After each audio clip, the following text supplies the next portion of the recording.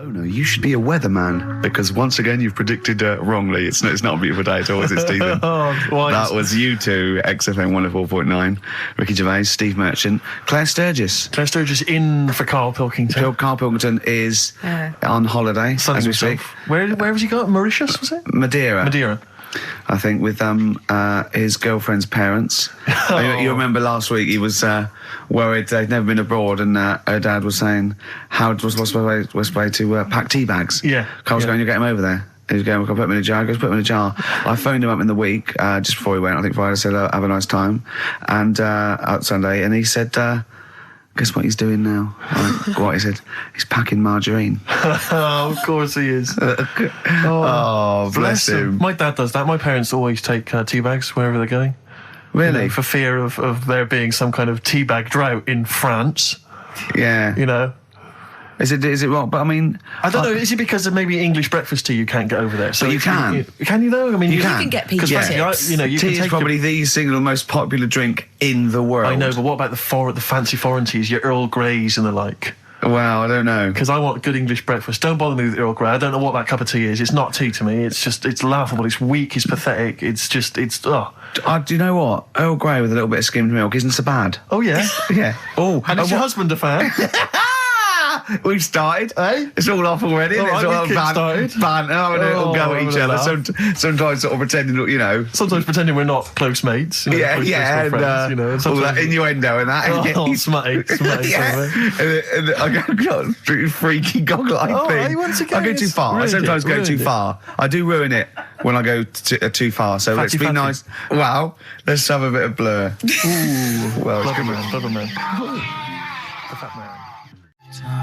Blur, Out of Time, on XFM 104.9, Ricky Gervais, with me, Steve Merchant, Karl Pilkington. Yeah. Steve's a bit quiet, he's got a bit of a sore throat. Oh, a bit of a sore throat. Murder, all week. It's been murder, Rick. We couldn't work all this week I've been because off, sick. Steve's been in Bristol. Karl, you're not impressed? It's just, I don't understand why having a sore throat sort of... Oh, he's done you. Right, what if the sore throat was so painful it was like you've got broken glass and razor blades in your throat? You can hear now that I'm not even speaking from down in the throat, I'm speaking from the very top of it like that, so it sounds a bit weird. But you're right. What? Your hands are all right, aren't they?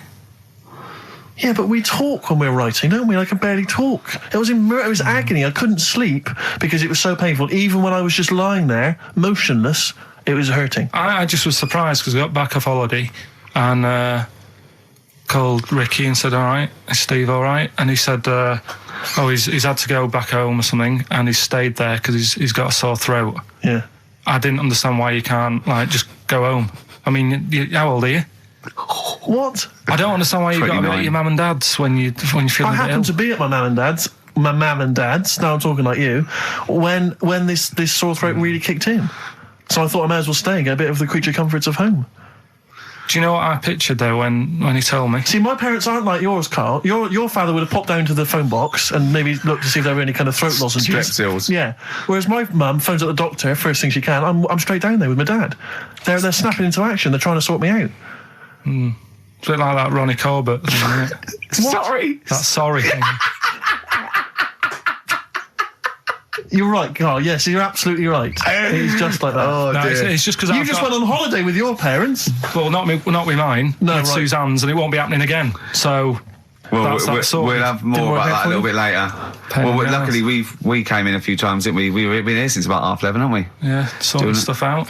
Doing a show. What, have you been squeezing his head, or? No, that's strictly between the hours of 1 and 3. We established that, okay. And I've kept the rules, haven't I? I did practice the grip in the week, didn't I? Yeah, just to see what method he was going to use today. Yeah. I came in, I did my back on Tuesday. I was sparring and I pulled my back and I was in agony, and I had to get an emergency chiropractor out and sort it out.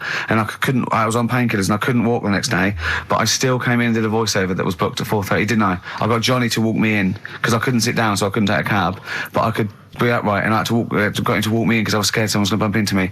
And I did the voiceover. That's dedication, isn't it? Yeah, but right, I got back off holiday on the Tuesday, right? First day back was going to be on the Wednesday, right? So I thought, well, I'll take it easy, because you do that, don't you, when you've been on holiday? The first day you just want to sort of... I don't. I'm straight back into it. Well, but it's nice to. Do you know what I mean? Yeah. Just sort of look at your emails, go through all them, work out what people need and stuff. Sure. Doss around, yeah, sure. So I thought, I'll take it easy. As soon as I got in, I was told that Ricky had been booked in to do a voiceover. And I thought, can't handle that. Do you know what I mean? On the first day, him coming in annoying me, probably trying to get a week's worth of head squeezing in. So I called him up and he said, I might not come in because I've got a bad back. I thought, well, that's all right, right? Then you just turned up, didn't you? He said, I managed to get in a cab. Yeah, Johnny walked me in, and that's what, yeah. And he did the stuff, which I haven't got it here at the moment, but I'll find it on the system and I'll play you what he did. That he's been paid to do as well. It's all right. Yeah. Well, it's not all right. I had to pretend it was all right when I played it to all my bosses to try and persuade. Look, let's play that a little bit later. But now, as we're all back together, Steve, would you say the boys are back in town? Yeah. Brilliant. Buy it in bottles. Richard Ashcroft on XFM 104.9. I'm Ricky Gervais, with me, Steve Merchant and Karl Pilkington. Now, listen up, right? It's the Sony Awards this Thursday. Now, for those who don't know, the Sony Awards are like the Oscars for radio presenters and producers and everything, right? So, and as you know, me and Steve, we love to win. We want to win this one. This is the last time the panel will be listening, so I want a good, clean, tight show, okay. Right? So no swearing, joking aside, no swearing, nothing controversial and nothing in bad taste, all right?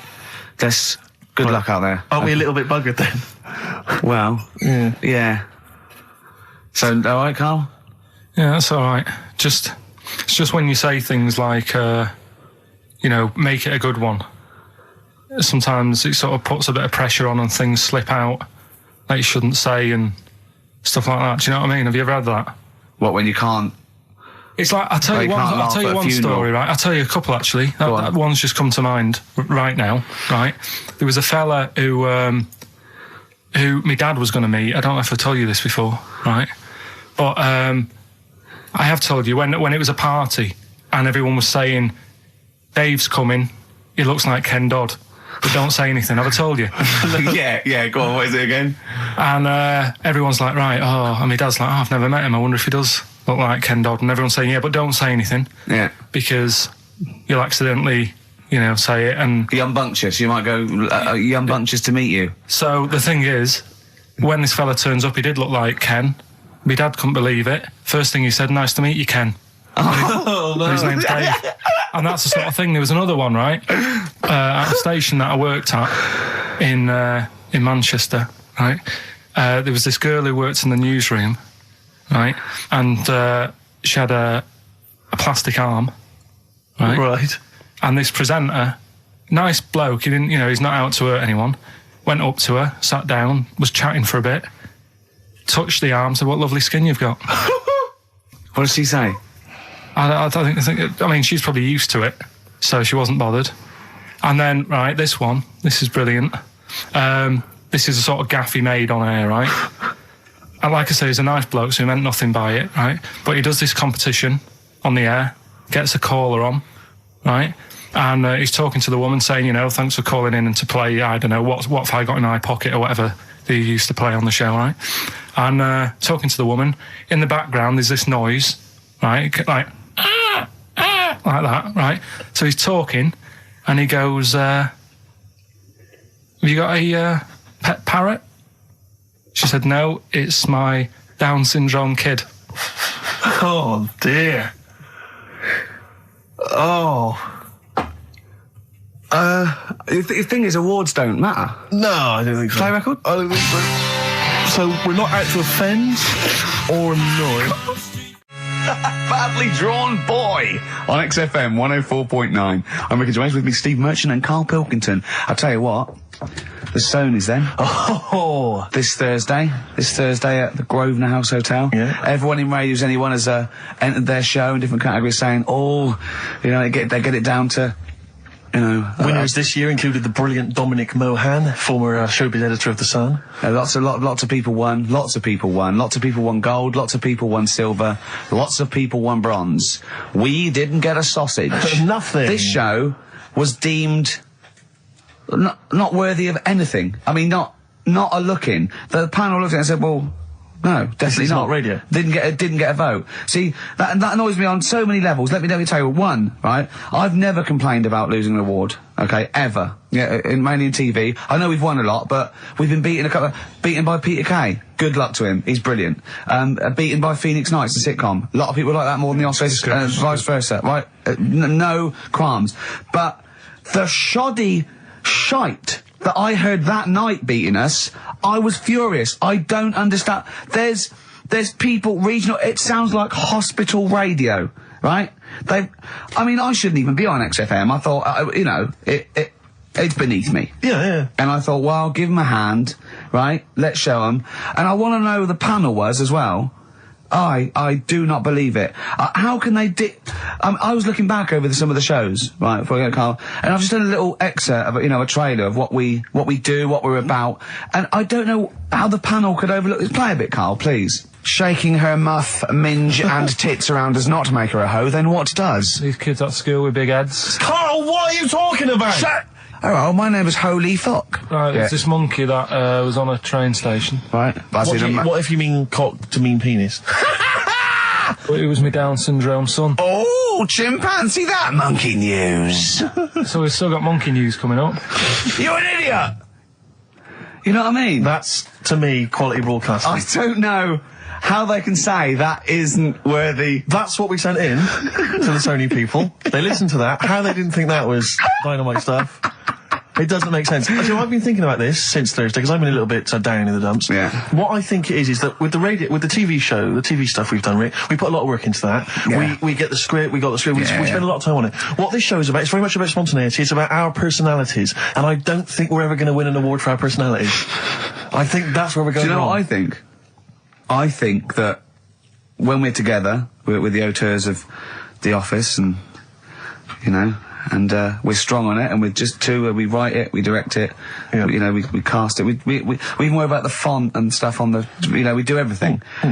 There's a weak link in our midst, I think. On the radio show? Yeah. Right, well, I'm just trying to think what the common factor is, because on the award-winning TV show, it's Bliss You and I. Yeah, I don't know. Well, I'll tell you what, can we play a record and let me think about this, because there must be something. There's got to be a factor. That isn't in The Office that's in this, that means that The Office is award-winning, and this is a pile of shite. Blur and Out of Time. They're joking, there's 2 hours to go. On XFM 104.9, I'm Ricky Gervais, with me Steve Merchant and Karl Pilkington. A new leaf, bit of a blow at the Sonys. Not like that. I mean, we were taken aback. Speak for yourself. Yeah. We've got guests. Jonathan Ross won, and he has guests, so we're going to have guests in. One of which is sort of a tie-in. He's going to explain himself. It's Dr. Neil Fox. Popped in for a chat. It's a pre-record. We got that. Although live in the second hour, we're going to have a chat to the girls from Tattoo, who are upstairs at the moment in Capitol, and they're going to pop down and have a little chat with us. So we're really trying to, make this more of an interactive show. We don't know yet whether we're going to give up or not. It depends how this show goes. Yeah, look forward to that. But we got some great. We went down to the big library, so we don't have to rely on 4 Non-Blondes and the the 2 jam tracks that are up here. We went down to the big library, and we've got some great tracks, Steve, haven't we? We've got some classics. Should we play one now? Well, before that, I just remember that some of the criticism we received, I think, was that we're perhaps not taking into consideration the listeners. A lot of radio shows, they cater very much to the community, to the area which they're broadcasting. They interact with the listenership. Where's the fun in that? I agree. Well, for me, really. I'd just like to justify why we don't tend to correspond or interact with the listeners. Here's a typical email from Vicky, age 25. She asks, do you ski? Rick, that's her question. No, do you ski, yes or no? No, I don't. No, you don't. Right, there you are. Thanks, Vic. Brilliant. Keep those coming in. See, he's turned him against us, Karl. What do you think, Karl? What do you think of Steve's attitude there? It's alright. More insight like that coming later.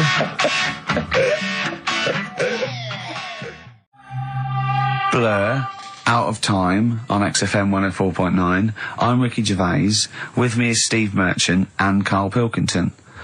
I really like that Blur track. I think it's the best thing they've ever done. Blimey. So strong words. They can quote me on that if they want. Yes. On their, I'm sure on they'll their, rush to. on their, you know, one of their albums. Yeah. If they wanted. Well, listen. You're lucky I'm here, Steve. Okay. Right? You can see, you know something's happened. I've done my back in again. Right. I've got a special chair in here. I'm in agony, and I'm on the strongest painkillers I can get. Right? Okay. I feel a bit. Karl, I had to call Karl up today and say, look, I don't know if I can make it in. Can you come and get me? He came over to my house. We got in a cab and he got me here. Right. While he was round my house, Jane showed him sort of camcorder footage of how I actually did it. Of how you hurt your back. And I wanted Karl to tell you, because I was actually worried that if I didn't turn up, what you'd say to me. Yes. What was I doing, Karl? Right, so I get round to his place, right? He says, right, hit play on the video, right? Have you ever seen a gorilla having a fight? I think I have, yeah. It was like that. Him and his mate round at his place last night decided to sort of have a bit of a wrestle. Yes. It went on. I mean, how much footage? Honestly, it was like a scene from Women in Love. Yeah. We'd done about 5 fights. We had to stop at one point because his arm was bleeding. You'd had about 5 fights? Yeah, well, we were wrestling. We were doing wrestling, right, in the just behind the lounge. couch. Yeah. Well, we were on our knees and then sort of like doing, you know, and I kept winning with an arm lock. Right? Yeah. And then the last time he sort of threw me and I went on the back and my back was done. And I was, you know, it was Ian Morris. Yes. It was, you know. Yeah, isn't he the commissioning editor of comedy at Channel 4? yeah. And the funny thing was that we'd had lots and lots of wine, and we went. You surprised me. Yeah, right. And we went, come on. I'm gonna film this. And the time we filmed, I said, film this, and Joe went, oh, right. And I took my shirt off. It's right there, and you can just hear slapping. Oh, why? Can I just ask though? I mean, it's a Friday night, you know, you have a couple of drinks, you know, some intellectual conversation. Yeah. How does it get round to? Do you fancy wrestling me? Well, and having it filmed. Well, he was on the couch, but I kept sticking my socks in his face to annoy him. Right. Yeah. And then he hit me on the shin, and I've got sharp shins, and it hurt. And I was going, I'm going to smack your face, and he's done kickboxing. And it's that thing like you sort of joke, and they go, come on then. Yeah. And you start, have you ever seen the thing when Jack Osborne fights that skater dude? No. On the Osborne? I was very much the Jack Osborne figure. Right, yeah, the fat bloated guy just came out of rehab. I'll tell you what it was like, Steve. Have you ever seen like the David Attenborough stuff? Where, like, a tiger will be ripping a deer's head off, and you think, why doesn't the camera crew stop it? Yeah. You sort of watch, you're thinking, why was James Why just is she letting not this stepping happen? in and intervening? Yeah. And the thing is, she said, right, you've seen enough, haven't you, and stopped it, so I don't know how much footage you got. It wasn't much. It wasn't much. But because your lounge is not huge, and there's not much space between the back of the sofa and the table. It doesn't need enough. It was just a pin or a submission, so it was all over with like one of us throwing the other one on the back. And how does it? I mean, how do you start with a wrestling match? Are you both stood up, or you're on your knees, and you sort of like go together like ratting seals? Yeah. Oh dear. Like a giant walrus. It's not gay. Play a record. Could we put that online? Could we get that on the web? That I would love to see. Better Rod Stewart? Yeah. Just because. Jane's Addiction are back then. Yeah, excellent. And so are we. Indeed. All right, I'm Ricky Gervais with me, Steve Merchant and Karl Pilkington pressing the buttons on XFM 104.9. Well, I'm looking forward to today because not only have I got, you know, a bit of Bowie, a bit of Springsteen, Mock the Hoople, Pretenders, R.E.M., an Elton John classic, don't laugh, right? But we've taken Dr. Fox's advice and prepared the show, and I've got a big list here of amusing observations. Coming up after the next record, a funny observation about describing your looks. Brilliant. All right? Oh, before, I just to say, Rick, I just had an email. Beach Buggy, your last chance to see them on Thursday, 5th of June, all right? So don't miss that. The Garage, 9:45. It's your last chance. Beach Buggy. Well, I know that must be some people's favourite record, Steve. Well, it's only one of mine. Thunder Road, Bruce Springsteen. I wouldn't hear a bad word said against the boss. A lot of people dismiss him, as we said in the past, as being some kind of stadium rocker, but you can't listen to a song like that and not be moved. Surely, Karl. It's alright, yeah. Brilliant. A passionate man. Yeah. What? So, Karl. No, it's right. So, there's certain songs like that was alright. It didn't sound anything. If it wasn't Bruce Springsteen, if someone new came out, something like that, I'd go, yeah, it's all right. Sure. Do you know what I mean? Yeah. You're a regular Simon Cowell, aren't you? I don't know if I like music as much as I used to now. That's what happens when you work in it, isn't it? Because Danny Minogue was on the telly in the week. Is it like when you work in a sweet factory and you don't nick the Mars bars after a couple of months? Yeah. Yeah. Danny Minogue was on the telly in the week, right? Yeah. And she was doing a medley. Yeah. Why do people do them? Well, to try and get all the hits. I know what you mean, yeah. Well, who's that busy that they haven't got time to listen to a full album or... But it was it's like a meal in pill form. Yeah. Well, I like most of Danny Minogue's hits, but I don't like the whole song. Yeah, exactly. So if you want to just like pop the best bits down, 30 seconds, put them all together, yeah. Well, I've got a Stars on 45 record from the 70s. Do you remember those? Yeah. Stars on 45. But it's that, like you say, I mean, this one had a kind of, it would be a snatch of Stevie Wonder, followed by the MASH theme, followed by Layla, just the intro. It was sort of, it's not music. It's just... Well, we do a bit of that, don't we? That's what DJing is, isn't it? It's a bit of everything. But we play the whole song, don't we, often? Mm. Yeah, we're better, aren't we, Karl? Oh. So what do you want to talk about today? Do you want to look at the list? Yeah, well, it's got describe looks. That's our list we've put. So this is a very amusing sort of link about describing your look. I don't know. What's this? I don't remember this. No, I just was thinking like, everyone's got an idea in their head, right? Of what Careful, Karl. Don't open yourself up to criticism. Go on, yeah. Everyone's got an idea. Do you know what I mean? Everyone's got an idea of what they look like and stuff. If someone wanted to know what I look like or what Ricky looked like or what you look like, Steve, if that... Yeah. What would you use to describe yourself? Do you know what I mean? Words. Not really. I don't understand. What do you mean? Well, like... Someone who doesn't know us, we've got to describe, and what's the game to hopefully get some sort of interpersonal language going so you know they've got the same image as you, to a certain extent. I'm just thinking if I was to meet Steve in a restaurant... Yeah. Right, Nothing untoward going on, we're just hanging out. No, just having a chat, just having a normal night out. Yeah. Who's paying? Because, I mean, is it expensive? Go Dutch. I mean... Right, so, I say to you, I'll see you at 8, right, in this restaurant. I turn up at the door, it's a bit of a posh place, right? There's Steve Merchant in. Yeah.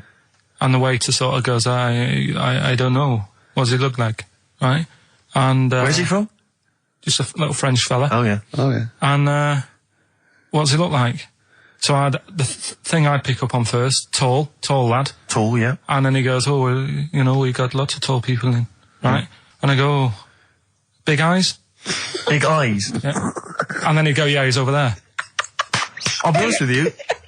I mean, you can have dinner and you can buy me dinner. I'm not sure you're going to get anywhere with me.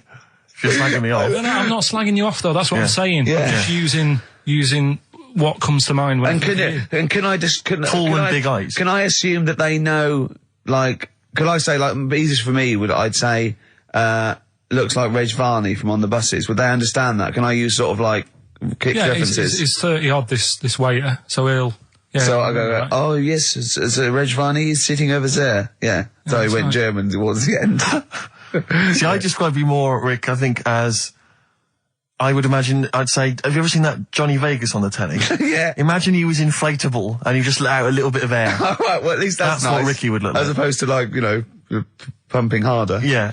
Okay, well, describe... Karl I'd describe as... You know those little red monkeys that you see on wildlife programs? They're in the trees and they scream when they see a leopard or something. I think so. Shave that. Just shave one of those little red monkeys and put some sort of, old sort of Manchester gear on it, maybe. Yeah, you know what I mean? A banana rack and some baggy jeans.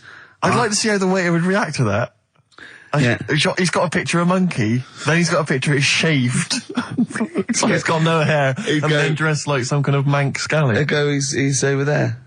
Yeah, he's over there, Karl's over there. That's what I do. Brilliant. So, now coming up the Verve, after that, an amusing link about gay handkerchiefs. Really? I'm looking forward to this. The darkness growing on me on XFM 104.9. Oh, it's all going well already, isn't it? Microphones fell apart. Carl's shouting because he got headphones on. His music's turned up too loud. Canfield level.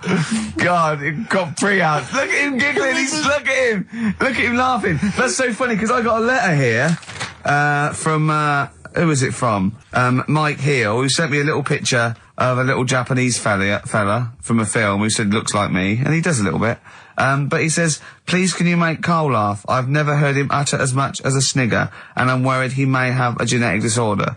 Well, I mean, he has got a genetic disorder, obviously. But, he was giggling then. I hope, people heard you then. Look at his little face. It was a joy. I love the things that make him happy. But I love the fact just before the microphone came up there and just before the record finished, he had his headphones on, the music was too loud and he was just shouting, Bauhaus is not working! Bauhaus is not working! I'll play something else! I went and found Ziggy Stardust by Bauhaus and he said, why isn't it working? Look at him giggling, look, he's lost it! Is he going away? Are you on drugs, Karl? What have you done? He's tickled, look at his little, he looks like one of those shaved monkeys. Look at his little, oh my God, I've never seen a forehead glow. I know, it's extraordinary. Oh. And he's got that red shirt on as well, so the whole of him is just a big glowing... Karl, what are you trying? What are you putting in? I'm going to see if I can get this to work. Go on then. Hang on. Brilliant radio. I hope Dr. Fox is listening because I think he's eating his words right now, Steve. Right, I think I've done it. Well done. That's excellent. Right, what Let's play Bauhaus now and let's try and compose ourselves. This is Ziggy Stardust by Bauhaus. Well, where's the darkness? They believe in a thing called love. Karl, do you? This is XFM 104.9. That is my favourite band at the moment. You love them? I absolutely love them. I think they're funny. I think they're straight down the line with a little bit of tongue-in-cheek. Brilliant. Did you see them on Jules Holland last night? I didn't, sadly, no. Brilliant. Were they good? Yeah, absolutely jump. Oh, I mean, Jules didn't know what to do. was he playing some Boogie Woogie? They wouldn't let him play Boogie Woogie over their song. That's what I mean. That's why he stayed back. But I can't imagine it was very good. Then. He shook the. I'm surprised you say they were good. Jules wasn't thinking. I mean, I thought. Hold on, this is missing something. Yeah. This is missing someone from Squeeze vamping over them. Exactly. But they did well without him. Extraordinary. Yeah. Well, here we are. Then we're back. XFM 104.9. Karl had to leave early last week, but you stay to the end this week, mate. Or yeah. Yeah, you don't need another holiday. Oh, he started already. I mean, Steve's made you look like a bit of a twat already, and it's only 1:05. But the only reason you don't go on holiday is because you have to spend money. Oh, and he's gone straight back. Well, He's gone straight back. I can't come back to that. Oh, it's just dynamite. It's just absolute. That was searing. The last holiday Steve had, he sort of found a third world country so he could live like a king for a week. It was Cuba, wasn't it? Going to Cuba, amazing. You can almost rule the place. If it weren't for Castro, I'd have been in charge. Kind of cash I was flashing around. They do anything for $1 over there. It's extraordinary, literally. I mean, it's amazing. Yeah. Oh, definitely. And I went to Kenya before that. So he thought, and the prostitute said no. You were going. Yeah, well, it was $2. I mean, I'm not made of money. Do you have a good holiday, Karl? Yeah, it was all right. It's all right. Went down to Cornwall. Now So you're going to the monkey some odd sanctuary. people down there, Steve. Well, don't look at me. I'm not from Cornwall. Well, you're from that sort of area. Well, not really, but never mind. Genetically, he means. Right. They're weird. Well, you must have slotted right in. What are they weird? What do they look like? Just all sort of odd people. A lot of old people, but not just old, sort of messed up old. What do you mean messed up old? You can't just say that. There's. There was a woman with a funny neck. Okay, in what way was it funny? Why did she have a funny neck? If you were writing an essay, you wouldn't say there was this woman with a funny neck. How would you describe it? She sort of had her head like pointed down all the time. Like that. Don't do it. This is radio. No, but just for you, I don't like that. Walking Yeah. about like Yeah. Okay. Right. So brilliant. that. I don't know. I was saying to Suzanne, what happened? You know, what do you think? Because Suzanne knows everything. That's the good thing about her being with you. You just ask her what happened to her, and Suzanne goes, "Karl, I don't know. Yeah. I haven't been here before." Suzanne, your girlfriend, or mummy as you call her. Oh, sparks are flying. Yeah. I got a little bit of chocolate. Can you just lick a tissue and wipe it off? Oh, She said it might have been like because back in the olden days they carried stuff on the. the olden days. What do you mean the olden days? This woman was probably what, 50? No, she looked about 70. Yeah. But like I do on Cheeky Freak of the Week, right? I always turn it round and we get like something good out Something of it. positive, yeah. I said to Suzanne, I bet she finds a lot of money. Yeah. Always staring at the ground, yeah. Oh, So dear. it was always Oh. good. So you're Maybe back. she just had new shoes and she was admiring them. Yeah. Did you think of that? Before you point the finger and judge? Or a necklace was too heavy. Exactly. So you're back refreshed. So What have we got for this week? Have we sort of, because we didn't meet last night, which we usually meet sort of I Friday. called you and said it'd be good if we could, I wasn't getting back into London. Well, I was up for it. I was up for it. 7:30, but yeah, but we all need to be there. It's not just me and you being there. Yeah, so. Yeah. No, you're right. I mean, you're absolutely right that I wasn't there yet because I wasn't willing to just be governed by your particular schedule. You want to jet back in from another of your holidays It wasn't a at holiday. 8 o'clock. It wasn't a holiday. Well, so what? You What were do you out mean? of town. What do you mean it wasn't a holiday? What was it? It was a treat, wasn't it, for my mum and dad? So it wasn't a holiday. What? So you didn't enjoy the 5 days off? You'd rather have been here moaning 8 hours a day, 7 hours a day. You see, we said last week that you're always whinging. Here you are whinging now. I'm not And you're moaning. saying it's not even a holiday. You're saying it's not even a holiday. What was it then? Would like a nurse who take sick children to Florida, would they say having a great holiday? Sorry, what particular ailment did your parents have for the week that they had to fly in?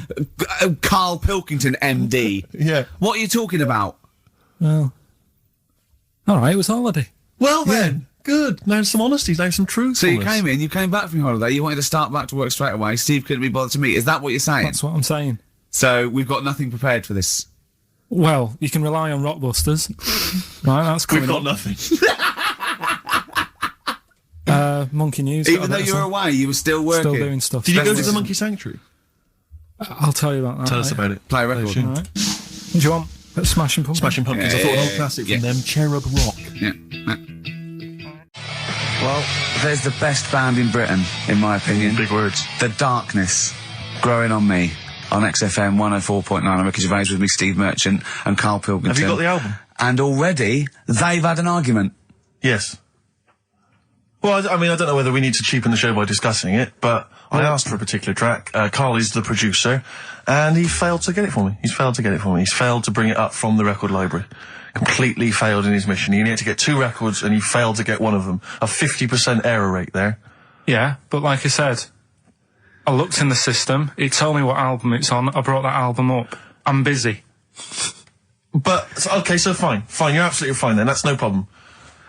You know, once again, that's a great excuse, Karl. Brilliant. The show has been ruined. It's been partially ruined, but you've got a bit of an excuse. All right. I didn't make a big deal out of it when you said, oh, and whilst you're down there, get us a new 50 Cent single. I never said, well, you're down there, get this new 50 Cent single. I asked you if 50 Cent single was lying around. Yeah. If it hadn't been here, I wouldn't have worried. So I get it, yeah. I did that for you. Right. And when I come up, you say, has it got swearing in it? Well, I don't know. It's 5-1, Steve. I haven't got time. I've been whizzing around. You're the producer. It's the brand new single. I'd have thought it had been lying around in the XFM office anyway. But I don't have time to sit around listening to music. Sure. Well, yeah. Right? I know that you have. Now you've got an iPod that can hold 7,500 songs. I don't know when you're going to get round to loading all them on, but I haven't got the time. Sure. Busy. Yeah. Fine, okay. No, that's a perfect excuse, Karl. Well done, mate. Right. I just hope that I never have to depend on you in a real emergency.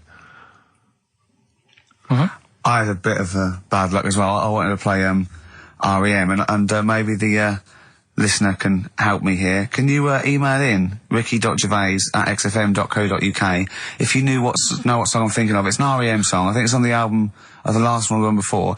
And he says Mulholland Drive and I'm Steve McQueen. That's all I know. I'm sorry, I can't think of the title, so I need the title to look it up, if you know what I mean. I can't put in like that. I can't put in Mulholland Drive. The system goes, what are you talking about? So I need the actual title of the song to look up to find it down in the library. Oh, well, I'd go down yourself if you're going to go down to the library and get that.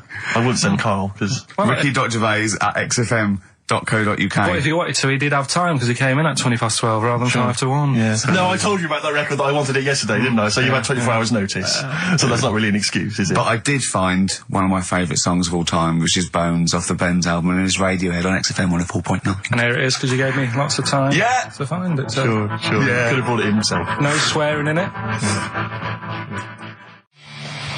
Oh, proper rock band. Best band since Thin Lizzy, The Darkness. Well, it's big words. Growing on Me, XFM 104.9. Bit rash, I think. R.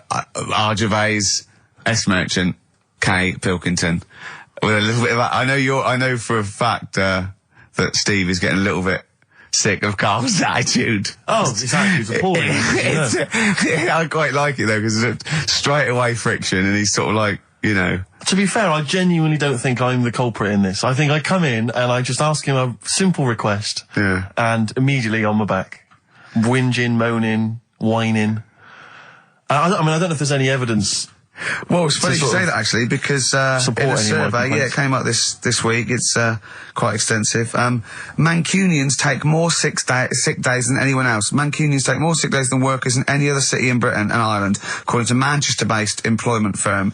Survey by Peninsula found employees in Manchester take 11 sick days per year, whereas closest rivals Edinburgh and Dublin take an average of 9. Liverpool, Newcastle, Birmingham, Cardiff only 8. Is Reading mentioned there, or no? Bristol? It's not even in there. They don't take days off. London is only 7. So the point is, I mean, I don't know you can take anything from it, but if you're an employer and you had a Mancunian and a Liverpudlian and they were equal on everything else, but you really couldn't afford them to be away, Liverpudlian's going to probably be away for 8 days. Sure. The Manc's going to be away for 11, phoning in sick. And so what can you? I mean, just analysing the data there. What would you extrapolate from that? I really don't know. I mean, call in if you've got any clues, or email us in if you've got any. I don't know why they. I think maybe. I don't know. Mancunians. I don't really know many people from Manchester. Well, I only know one, but I know he was off sick because he put on wet trousers and he got a cold, I think. Yeah. Well, he just said he was. Didn't come in for. Yeah. He left early as well once. Yeah. But I don't know. I mean, that's the survey. I don't know. I mean, it's evidence because it's statistics. So there you go. It's guaranteed evidence that's proof. Any thoughts on that, Ricky.Gervais at xfm.co.uk? I mean, oddly enough, you're from Manchester, Karl. Yeah, I am, yeah. What are your thoughts on that? On what, sorry? No, on the survey.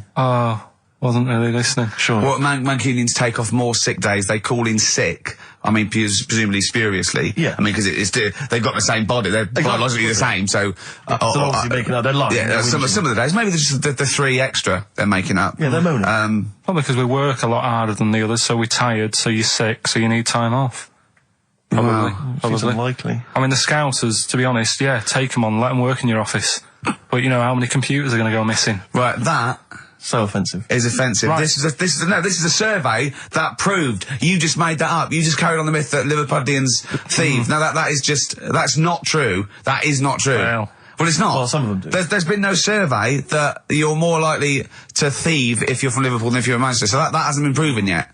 So all I've got is the evidence from a survey of, I think, 3,500 people. It's proof that Mancunians take off more sick days. XFM 104.9. This is April Comes She Will by Simon and Garfunkel. Okay, let's have a great show, everyone. Oh, yeah, good luck. Good luck. Right, that was Jane's Addiction, Just Because, on XFM 104.9. Right, everybody up, let's give them a great show, yeah? 2 hours of, fun, chat. Let's keep it cutting edge. Let's not be too... I mean, that's what the listeners of XFM would... Oh, no, it isn't, is it? No, because... Hold on, wait a minute, because we came in yesterday and did this little skit, didn't we, where we bleeped it out. A little sketch. It was quite noisy, quite controversial. Karl called me last night, and... we're not allowed to play it out. We've been censored? Yeah. Interesting. Yeah. So it's a cutting-edge alternative station. Wants to push the boundaries, wants to be thought of as rock and roll, a bit punk rock. Yeah, because I said something about the radio authority. I bleeped it out, what I called them. Yeah. But, couldn't do it. Done it before. Censored. Couldn't do it. Censored. Karl agrees, though. What's your thoughts, Karl? You agree with that? Yeah, I agree, yeah. Why? Well, what's the point?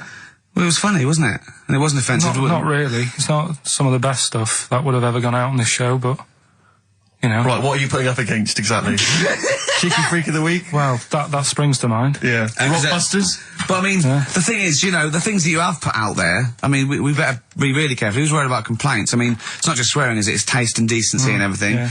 So, we can't laugh about the disabled anymore in the Cheeky Freak of the Week. Can't do stories about elderly relatives with genitals looking like a split tennis ball. Can't do your dad putting a child with learning difficulties in a bin. So, what should we just play music? I think that's all it's going to have to be, yeah. Play a record. Accidents Will Happen by Elvis Costello on XFM 104.9. Karl's a little bit stressed, but it's not his fault. It was the boss that overruled him. He came along. What did he do? He heard you listening to it. Yeah. What did he say? He says, what's that? I said, it's what Ricky wants to play out tomorrow. Yeah. And he said, well, can't go out like that. Too many... But they're all bleeped. We bleeped the swear words. Yeah, but he didn't want it to go out. I mean, you got to remember, right, you came in yesterday to have a chat about what we're going to do. Yeah. One of the topics that I said, let's talk about, which I came up with, was... Let's talk about swearing. No, you said you never had a problem with swearing, which is normally... Yeah, that's right. And then we did the thing about, isn't it funny that you can... the thing about you can bleep a swear word by taking out the vowel. So we were going, so it's the vowel that's offensive, and we did a little sketch around that, and then ended, you know, and he wanted to completely obliterate the word in the end, didn't want to put the thing in that we said about the radio authority, which I think it was valid and wouldn't have got a comcomplaint. Yeah, but at the end of the day, he's the boss, and what he says goes, doesn't it? Sure. So, yeah, I was just going to say, right. But what you got to remember is what he also said is if you want to pay the 70 grand fine, then go ahead and do it, Steve. There wouldn't be a 70 grand fine there, would there? Well, you don't know what it'd be. But will you pay it? Will you pay for my mortgage? Will you pay for his mortgage? Will you feed his kids? He wouldn't be fired. What do you mean? Well, I tell you what, if it's not a fine, we'd lose the licence, then we'd all be fired. Right. When you're sat Do you at home. seriously think you'd lose the licence for that sketch? Well, does he really seriously think you'd lose the licence for it? It is not the worst thing we've ever put out or done or ever will do. Yeah, but it's the fact that he said don't put it out, and you're like, you know, throwing your toys out the pram. I want to say it. I want to say it. How old are you? But you still want to put swearing out. It's a discussion about the radio authority and the way people are interested. Yeah, but leave it. Let's Don't move get on. annoyed. Yeah, but I'm annoyed because you've been at it since about 12:30. I know. Well, I like to get in early to plan the show. Yeah, but there's been no planning. So, to be honest, I'd turn off today, anyone listening, because there's nothing. Carl, there's never anything. There is. There's sometimes some good things, but today, seriously, I'd leave it. Something half decent that's been on this show. Loads of little interesting topics. Go on, I can't remember any. Right, gays in toilets. Yeah. Not particularly interesting. Fascinating to you, perhaps. Right, well, I'd prefer to hear that than just a load of swear words. Well, We wouldn't have heard these swear words. We'd have heard some bleeping. Right then, so that's entertaining, isn't it? Load of bleeps. It's just because you don't want to stand up to your boss or say anything. Don't get annoyed with us. I'd stand up to her if I agree with what I'm arguing about, but I'm not falling out with him over some crappy thing you want to play out. Don't say crappy. Well, it doesn't matter, because I'm not here next week, I tell you that. I've canned this in. Don't say so crappy. if Andrew is listening, don't someone else say can be here next crappy. week. Play a record. We apologise for the word crap. That's out of order, we should. Tom Petty and the Heartbreakers, Breakdown, and that's for Karl's behaviour last week. Karl, you seem to be a little bit happier. Last week, I mean, we were worried about you. You sort of slipped into some sort of like weird depression. You played placebo twice, so you weren't concentrating. I know you're going to say that me and Steve were annoying you, but, you know, that's an easy excuse. I mean, I think the listener can make up their own minds. No. It's just like I say, you know, it's like a murderer, right? He might not have done that if it was a different day, if the sun was out or whatever, and everything just happened at once that wound me up. Right. So it was like a crime of passion. You'd be let off because those sort of circumstances. You'd never put yourself, say, in a position again where we'd have two people trying to wind you up for, you know, the sake of fun and laughter for the public on a tin pot radio station between 1 and 3 every Saturday. Yeah, but you'd never do that again, would you? Last week it wasn't just for the listeners, it was for you as well, between 12 and 1, before we were even on the air. Why? You were winding me up then, do you know what I mean? Having a discussion. It's alright, I'm used to it, so it doesn't matter. But I found out that I can't do this job anymore, I can't do these sort of jobs where you've got to be happy all the time. Well, you don't have to be happy all the time. No, you do, You really. forget that for the... Yeah, but I can't. Do you know what I mean? I've got things going on in my head. And do you think when Bobby Davros had a bad day that he doesn't go on stage and give 100%? No, but that's... Do you think Les Dennis let all that stuff get in his way when he did that theatre tour to the people in front? Sometimes he had audiences of 7, 15 people. Yeah, and he just went, it's them. It's not a private life, forget that. Bang. Yeah, but good on him. Yeah. He can do that. But what I'm saying is I can't. He's a professional. So I was talking to Suzanne about it because, you know, it did get me down last week. Suzanne's your therapist? Minder. Yeah. Saying to her, you know, I can't do this sort of job. Normally what I do in the week, you know, I'm tucked away in a studio. If I'm annoyed, no one knows about it. I get my head down, I get on with it. Right, do you tell him? Go on. Next. You know what I mean? Next. Right, yeah, but sorry, but what's your point here? So every Saturday you've got to come here, you've got to be happy, we've got to go, oh, Karl, are you alright? Oh, you're right, your hair looks nice. No, but you know what I mean? That's the first time, innit? Normally people listening go, he's a happy fella, do you know what I mean? They never think you're a happy fella, Karl. Well. They've never heard you laugh. No one has ever... seriously, we get emails all the time, no one's ever heard you laugh. Yeah, but I'm still happy, you don't have to... Well, are you? Yeah. You don't look happy. But anyway, that's the problem with this job. And, I was thinking about it, if do you know, like, if you're a doctor... Sure. And you're on a plane and something happens... Yeah. Even though you're on holiday... Yeah. You might have to save someone's life just because you can. Next. And I'd be thinking, I'll keep quiet. Sure. I love that. Yeah. See, that's one of the reasons why you didn't actually qualify as a surgeon. I mean, you can still do your consultancy stuff. Oh, sure. But you know, you don't actually want the knife in your hand anymore. Brilliant. So you're giving this up, are you? Sorry, and how is a doctor on a plane comparable to this? Because that is just the same situation. Do you know what I mean? He's probably got in his head, he's shut off, he's ready for his holiday. He's going to Hastings for a night. Someone, you know, has a little bit of tummy trouble or a heart attack or whatever. Yeah. And is he a doctor on the plane? And he's like, jeez, going on holiday. Do you know what I mean? I've got to loosen his tie. Yeah. I can't do that. But what I don't understand, Karl, is you get paid to do this. It's not like we're forced. It's not like it's your holiday. You know that this is your job of work. This is paying for your new kitchen. Exactly. Yeah, but I've got the kitchen now. It's done, isn't it? Right. Yeah. So when are you stopping? When you're quitting? Well, you're finishing, aren't you, in a couple of weeks for a bit? No, about 4. Yeah, we finish on the 16th of August, yeah. But, you know, we're only going away for like 6 or 7 weeks again, aren't we? Well, you don't know, do you? Well, we'll give up if you give up. Tell your managing directors that. Well, that's a bit annoying. Why? Because you just passed the book, haven't you? I haven't passed the buck. This is 3-way. You know, you get your name in heat. You're in the title now. It's Ricky Gervais, Steve Merchant, and Karl Pilkington. And now you want to go, I don't want to do it anymore. Karl, think about it. I don't know whether you've noticed, but we don't provide anything on this show. So if you leave, we have to go. Well, let's put a song on. Now just think, don't be so selfish. Don't be so selfish. Yeah. We need you. We've got nothing. Think of the... Jane's Addiction, Just Because, on XFM 104.9. I'm Ricky Gervais, with me, Steve Merchant, and Karl Pilkington. We're all here then. Oi, oi. About 1:05. Yeah. Got 2 hours to go. I imagine you've got all kinds of treats lined up, Rick. Well, there's lots of things on the show. Great music, you know. Nirvana, Radiohead, The Darkness, to name but 3. Can I play you something from Led Zeppelin later? Yeah, please do, and maybe some Neil Young. Oh. Now, coming up also on the show, we're continuing a thing we started. We've only got 4 weeks to go before maybe we either give it all together or go away for a couple of months. Is it 4 weeks or 3 weeks now? Is it 3 weeks? Oh, I don't know. I think it's the 16th of August, isn't it? Cannot end soon enough. Wow. Might be that. It'd be a shame to end it forever, but it's all up to Karl. So, again, he's in a grumpy mood. We've told him to try and up his attitude, and it's them. It's the listener that counts, Karl, not us. We may be feeling bad, but you, the listener, counts. You come first, yeah? Okay, up, yeah? Big 'em up. Big up London. Big up you, the listener. Karl, leave yourself at home for a little while, yeah? We're going to continue that thing we started last week. We're doing the list of the most hated people in Britain. It's not us, it's the listener. So keep coming with those suggestions of people you just, obviously, you don't hate them. We don't want a list of mass murderers, dictators, and politicians. You can have them, but mass murderers and politicians. What's the difference? Good point. Good point. Satire. Satire, yeah. No, that's we're doing some jokes like that as well, aren't we? Satire like that. We're trying to get onto Radio 4. Trying to get on there, yeah. And if there's any kind of amusing show that perhaps takes a sideways look at the week's news, and they need if there are any Radio 4 producers who have been knocking around for about 12 years with the same old hacks, and they're desperately trying to get on telly, they want to give us a call. We're not interested. No. We've got bigger fish to fry.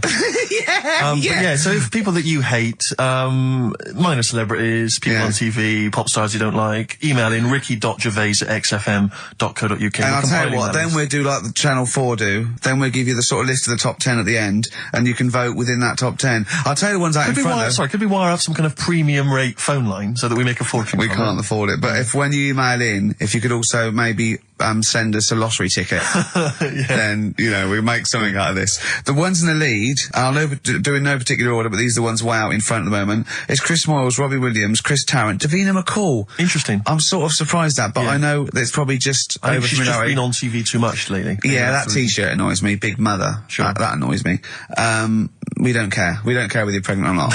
Loads of people have children. Yeah. I don't care. Get on with it. And Dominic Mohan. So there's but think of your own. There's a lot of people just coming up behind there, though. Graham Norton. He's just approaching from behind. Oh, that's the sort of stuff. It's sort of like we've done satire, we've done innuendo. I mean, he's the king of the double entendre. Well, he's the king of the single entendre, but we can double it up if you want. If anyone... 104.9, this is the sort of things we're available. Go on. I'm loving this. This is going to be good. I'm loving what's coming next. What? If any of the producers of Carry On London are listening and they need some new talent to write some smutty innuendo, I think we're your men. Yeah. Anyway. Karl, you better press the knob, right, to start the record. Spunk. Kings of Leon, Molly's Chambers on XFM 104.9. Thanks to Lauren Laverne there for the last few hours. Coming up, we have got some great music, Steve. We've got Kings of Leon, as you heard. We've got Alba, we've got The Darks, we've got Coldplay, Coral, Rolling Stones, we've got some Springsteen, The Smiths. Do you know what I mean? Do you need any more? And with all that, we've still got Pete Skinner with his wacky weather report. Excellent, good old Pete. Hey? Nice to have him back. Good news, Steve. Got some here brought in. It's just a normal soup. It's Rooster's Pride. What flavour soup's that, Steve? Oh, I know you brought that. And it's all it's a genuine article, and it's cock soup. Can I have a closer look at that? Maybe there's some more humour I can draw. What, you want a closer look at my cock soup? Just a cock soup. Let me just. It says here delicious, appetising. 3 to 4 servings. Because you know what I'm thinking of when you're talking about the soup. I'm trying to think of innuendo. I'm just thinking of a man's cock. Penises, yeah. Let me just. It's the darkness. Use Rooster's Pride cock soup as a snack with crackers or toast. Still thinking of a normal knob. An appetiser again, or a soup base. That doesn't really work as an innuendo. No, that's disappointing. We'll work on that though. The darkness growing on me on XFM 104.9. Going well, isn't it? I've enjoyed it so far. It's been a bit naughty and everything. Yeah, a bit smart. Nothing wrong with that. No. Karl, Alright. having a good day? Not bad. Yeah. What mood are you in this week? What we mood is always that? try to assess each week. You know, it's a bit edgy. He's got a red head. What's all that? You've got a red head all around the side and the front. What's that? Sunburn? No, I think I'm allergic to having my head rubbed. Right. Right. Now, who would rub your head? That sounds a bizarre thing. Your girlfriend? Weird, isn't it? Yeah. Well, I was rubbing your head. Well, yeah, but I was squeezing his head, fair enough, and he was screaming in agony. And then he went and made me a cup of coffee. And as he came over, just spilt boiling hot coffee on my legs. I'm all wearing shorts, and he went, "Sorry," just like that. It's like a series of Jackass out there this morning. I mean, my legs are burnt. Your head's a little bit red. But apart from that, having a good day. Not bad. I was on the way in today, right, Steve? Walking in? Always walking in. I get left early and stuff. I like to get in early, get some bits done, that. Yeah. Monkey News, Songs of Phrase. That sort of thing. And living in London, right, there's a lot of shops that open early and stuff. Do you know what I mean? People say that's a good thing about London. Yeah. It's almost like 24-hour city and stuff, right? I'm walking in and there's like, you've got your news agents open. Obviously.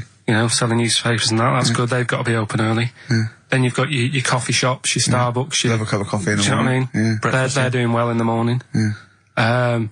Then you see like the odd restaurant and you think, well, maybe they sort of got the doors open, but they're preparing for lunch. So you think, fair enough. Yeah. I'll let that pass. Yeah. Carrying on walking down the road. Bondage shop. Open. Sure. About 10:30. Yeah. Busy, was it? There's a couple in. Really? Some good offers. 10:30 for a bondage shop. I'm assuming if you're into bondage, though, you stock up at any time, day or night. I mean, you don't. Yeah. Well, I assume it. I suppose you get up and you go, I've got nothing on. I need to be a bit tied down. Yeah. I need some rope. These clothes are too baggy. I need more belts. Oh, God. I need more straps. Yeah. Get some rubber on my face. Weird, don't it? What were you doing in there? So just having a browse. But, so a bit worried really, because the things that I've noticed this week like that's probably a little bit small. You've brought your soup in. I just found it out there. Sorry, yeah. It is Rooster's Pride, cock soup, noodle soup mix, chicken flavour. But I mean, do they not know that is obviously just going to be used on the Graham Norton show and Chris Tarrant when he's doing his show abroad? Yeah. I mean, do you know what I mean? How could they call it cock soup in this day and age? Don't keep saying it. Well, no, it's fine, because you can say cock as long as it means the male, we've done this. Oh, do you mean a chicken? Yeah, look, it's a picture of a chicken. Yeah, sorry. What did you think it meant? No, I don't know, I had a thought in my head. Okay. Sorry. Yeah. But, there's something else that's a bit sort of... A bit blue? A little bit blue, but then it's real as well, do you know what I mean? Well, it's a that problem. excuses it. Go on. There's a programme. We couldn't have said the cock soup if we'd made it up, but because it's real, it's fine. Yeah. We also couldn't have said the cock soup if we'd have meant a male penis. Thankfully, we don't. So. We mean a little chicken. You go on. This programme was on. I think it was Wednesday night, something. About this little lad. Yeah. It was a fella and a woman. At the same time. What do you mean? Like a cartoon with a secret identity. By night. What do you mean? He had both by day a sets? boy, by night a woman. He had it all. What'd you go? Sorry, wait. So So he had male and female genitalia. Yeah. So what do you call someone that's born like that? Weird. Yeah. Like, what's the term for it? Go on. You know it. We've talked about it before. Aphrodite. Really? So close. Hermaphrodite. Yeah, hermaphrodite. Yeah. That's weird, though, isn't it? Yeah. And he had the ball. Yeah. And he had the... Well, what happened was he was born, right? Obviously. And the doctor said, there you go. Lovely little boy and girl. So the mum was like, what? So he said... No, I don't think the doctor was sarcastic. Yeah, what? I don't think the doctor was sort of dissing them. Yeah. There you go. What do you mean, doctor? I'm gonna have a look. Exactly. There's a cock, there's a minch. All right, see you later. What are you going to call her? Hit. But doctor, what do you mean? Have a look. He wasn't sarcastic. He didn't give Doctor, clues. tell me what you mean. Give me a straight answer. He probably went, oh shit, she's got a cock. He didn't go... He wasn't sarky to the parents. No, but I'm just getting across. Do you know what I mean? I always had a little bit just to... Yeah, I know you do. Yeah. You should be a newsreader. Be brilliant. So there's a little kid lying there. Yeah. And the mum says, you know, what am I going to do then? So the doctor, I mean, I'm condensing this. It was like an hour long. Sure. Yeah. So he says, she said, what will I do? And the doctor said, well, he's not sort of well hung. Right. Oh, so he's not sort of well on. This doctor has been, I assume, has been struck off since for saying these things. It was a real doctor. It wasn't Dr. Fox. Yeah. Right, go on. So the doctor said, so I recommend that we make it a woman. Right. So they sort of do a little bit of jiggery pokery. Yeah, a little bit of work. And I don't think that's true, Karl. No, it is. It was on the programme.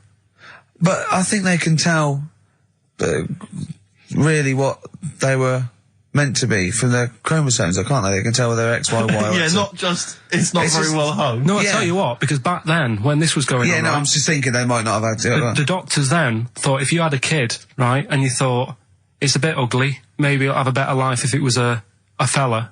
If it was a girl and it's a bit ugly and you think it's going to get hard time. Right, don't talk shite. What?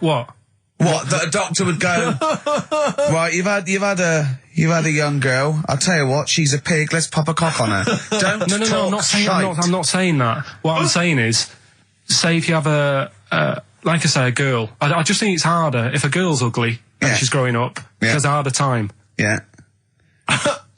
Don't you agree with that? Possibly, but you don't change someone when they don't... No, yeah. You don't change their gender because they're I'm just saying what I'm saying is the Elephant Man would have had a harder time if it was Elephant Woman, is what I'm saying. But listen to me, listen. What the doctor was saying is, if you get a baby before it's 2, back then they thought you could sort of say, well, instead of giving it a go-kart, give it dolls to play with. Right, back when? What are we talking about? The Middle Ages? We put a song on, come back to this. Yeah, it's Bruce Springsteen, Atlantic City. Elbow. Alright? Fallen Angel on XFM 104.9. Well, we're back. I'm Ricky Gervais, with me Steve Merchant and Karl Pilkington. Karl's all a little bit, I don't know, he's a bit frustrated. He's sort of a bit sweaty and fed up today, aren't you, because of the heat. It's too much, though, isn't it? He was taken out. He was sort of wanted to fight. You know, he doesn't usually like to fight. I sort of like lead on him and try and rub his head. Yeah. But today he was sort of leading it. He was sort of like getting a little bit. If I didn't know better, I'd have said it was sexual frustration. Well, I was watching, Rick. If you don't mind me saying, I was watching, not in that way, just to watch. It was sort of like he was going, "Oh, I want to hit you," and I was thinking, "Does he want to hit me, or does he want to do something else to me?" Exactly. What were your thoughts, Karl? Exactly. I mean, I saw him sort of wrestling with you on the floor, and you clearly weren't enjoying it, but he was really. Yeah. What was that going on? What's the change? Why are you suddenly sort of? Well, what are you trying to say? No, I'm not. I'm just saying it was weird that you suddenly. It was like you were. Oh, you're saying a bit gay. No. Is that what you're saying? No, but what was? Suzanne accused me of that in the week. Why? For being a bit gay. She said, I'm sure you're gay. Why? Just because I was moaning about stuff. She said, oh, you're a drama queen.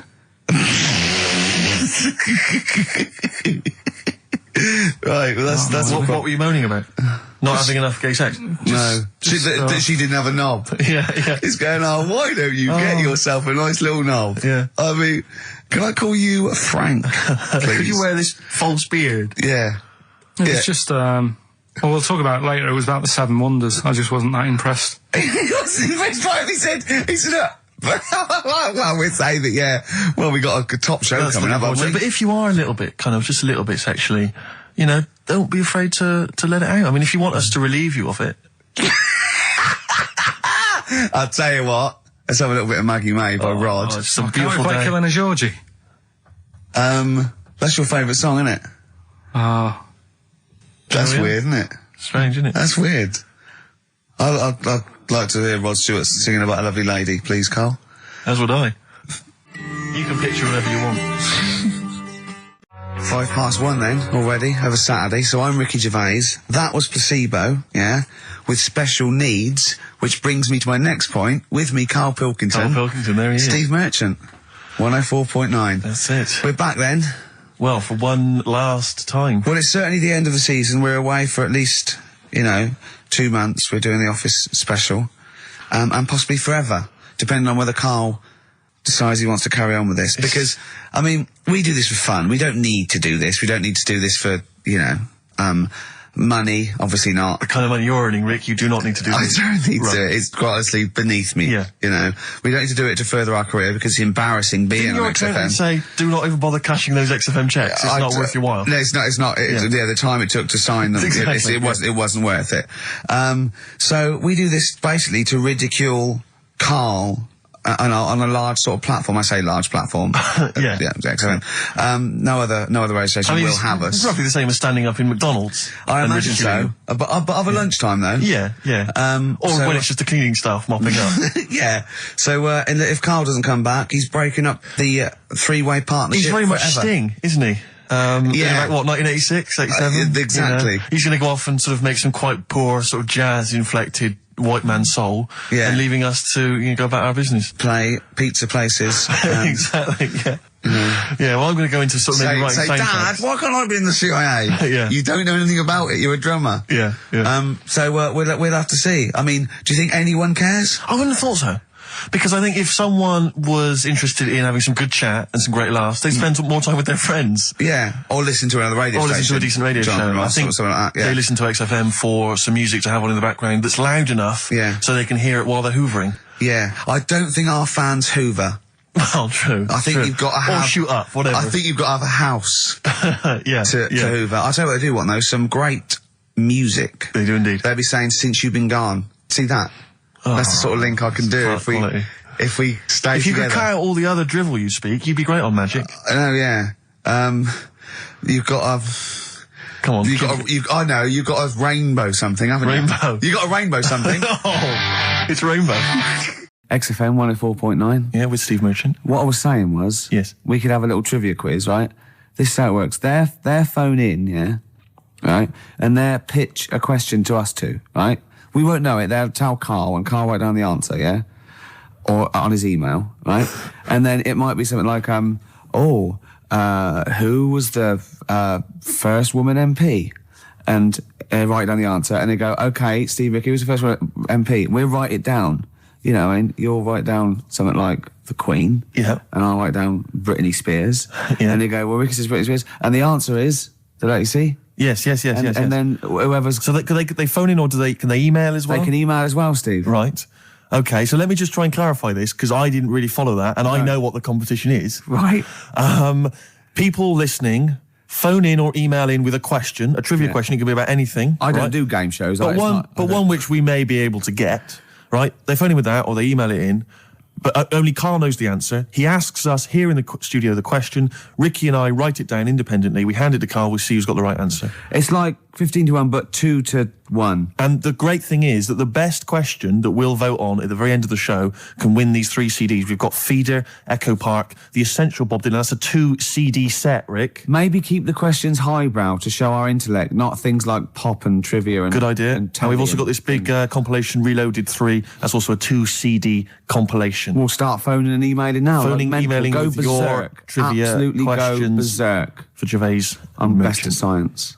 Well, don't start Well, don't giving say hints. That's that. not That's fair, just because I'll not say fair I'm best because- at films if they want me Yeah, to but I've win. already said don't do trivia and entertainment and that. Well, they should do. don't- They should do no. trivia and entertainment. Music and films is what they should do. No, they shouldn't. Or That's old stupid. TV. That's the cliche of XFM listeners, and I know they're more intelligent than that. They're not. They're not, Rick. They're- They're stupid people. They're stupid people, and they only know about a few things. Garbage, Cherry Lips on XFM 104.9. Well, either they really want those CDs or they want to embarrass us. Because the phone lines are going mad. And They are Carl's going mad. taking- We didn't even give out the phone number or the email, Rick. Shall I just give it out now? Well, obviously don't need to. Well, I ought to anyway, for those that didn't hear it but didn't know it already. Of it. 08700 800 1234. Sorry, that's not 08700 08700, because I started again because I sort of fluffed slightly. Yeah, go on. 08700 800 1234. And when he says he fluffed, like that's not how he got into television. Exactly. ricky.gervais@xfm.co.uk if you want to email the question, and only Karl can see the screen, so there's no cheating. Probably people don't know what fluffing is, do they? No, I don't think so, Rick. Karl, have you had a question? What, already? Are we doing it now? Should we do it now? might as well. I think we should just drip them in throughout the course of the show. Yeah, you could one dripping them in. Go on. Ask us a Right. question. I thought this was a good one. It's from Clive. Go on in. Clive, we've got a listener called Clive. Wow. That's all right. Who was the first James Bond? Oh, it's Right. this film one. I know No, that. but wait a minute, I know this ambiguity because we've talked about We've it. talked about this ambiguity before. You see, he might be deliberately embarrassing us because the old myth is that someone played it on radio Yeah, that we all know and love. Yeah. Now, he should have specified, did he mean the film James Bond, the first film James Bond? Can I just say, we won't count this one because the definitive one, I've talked to Glyn about it as well, it's Dr. No was the first one of the team that we Sean know and Connery. love. So Sean Connery's the first screen James Bond. So we agree on that even if we're both wrong. What did he say it is? I bet he said it was Bob Holness who played him on radio in like the 1950s. He didn't say the radio bit, but he said Bob Holness. From Blockbusters. Yeah. And I was drawing a little Blockbuster thing. That's Yeah, really spooky. That's weird, isn't it? But the thing about that is I'm worried if it might be a myth. It may be Well, a no, myth. I don't think it is. It's that we can't. 1 count point to that. me then.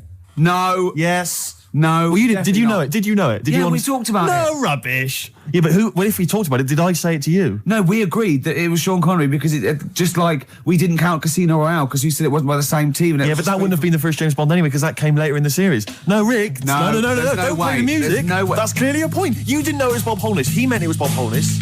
I knew the answer, wasn't it? Well, fun-loving criminals, Scooby snacks.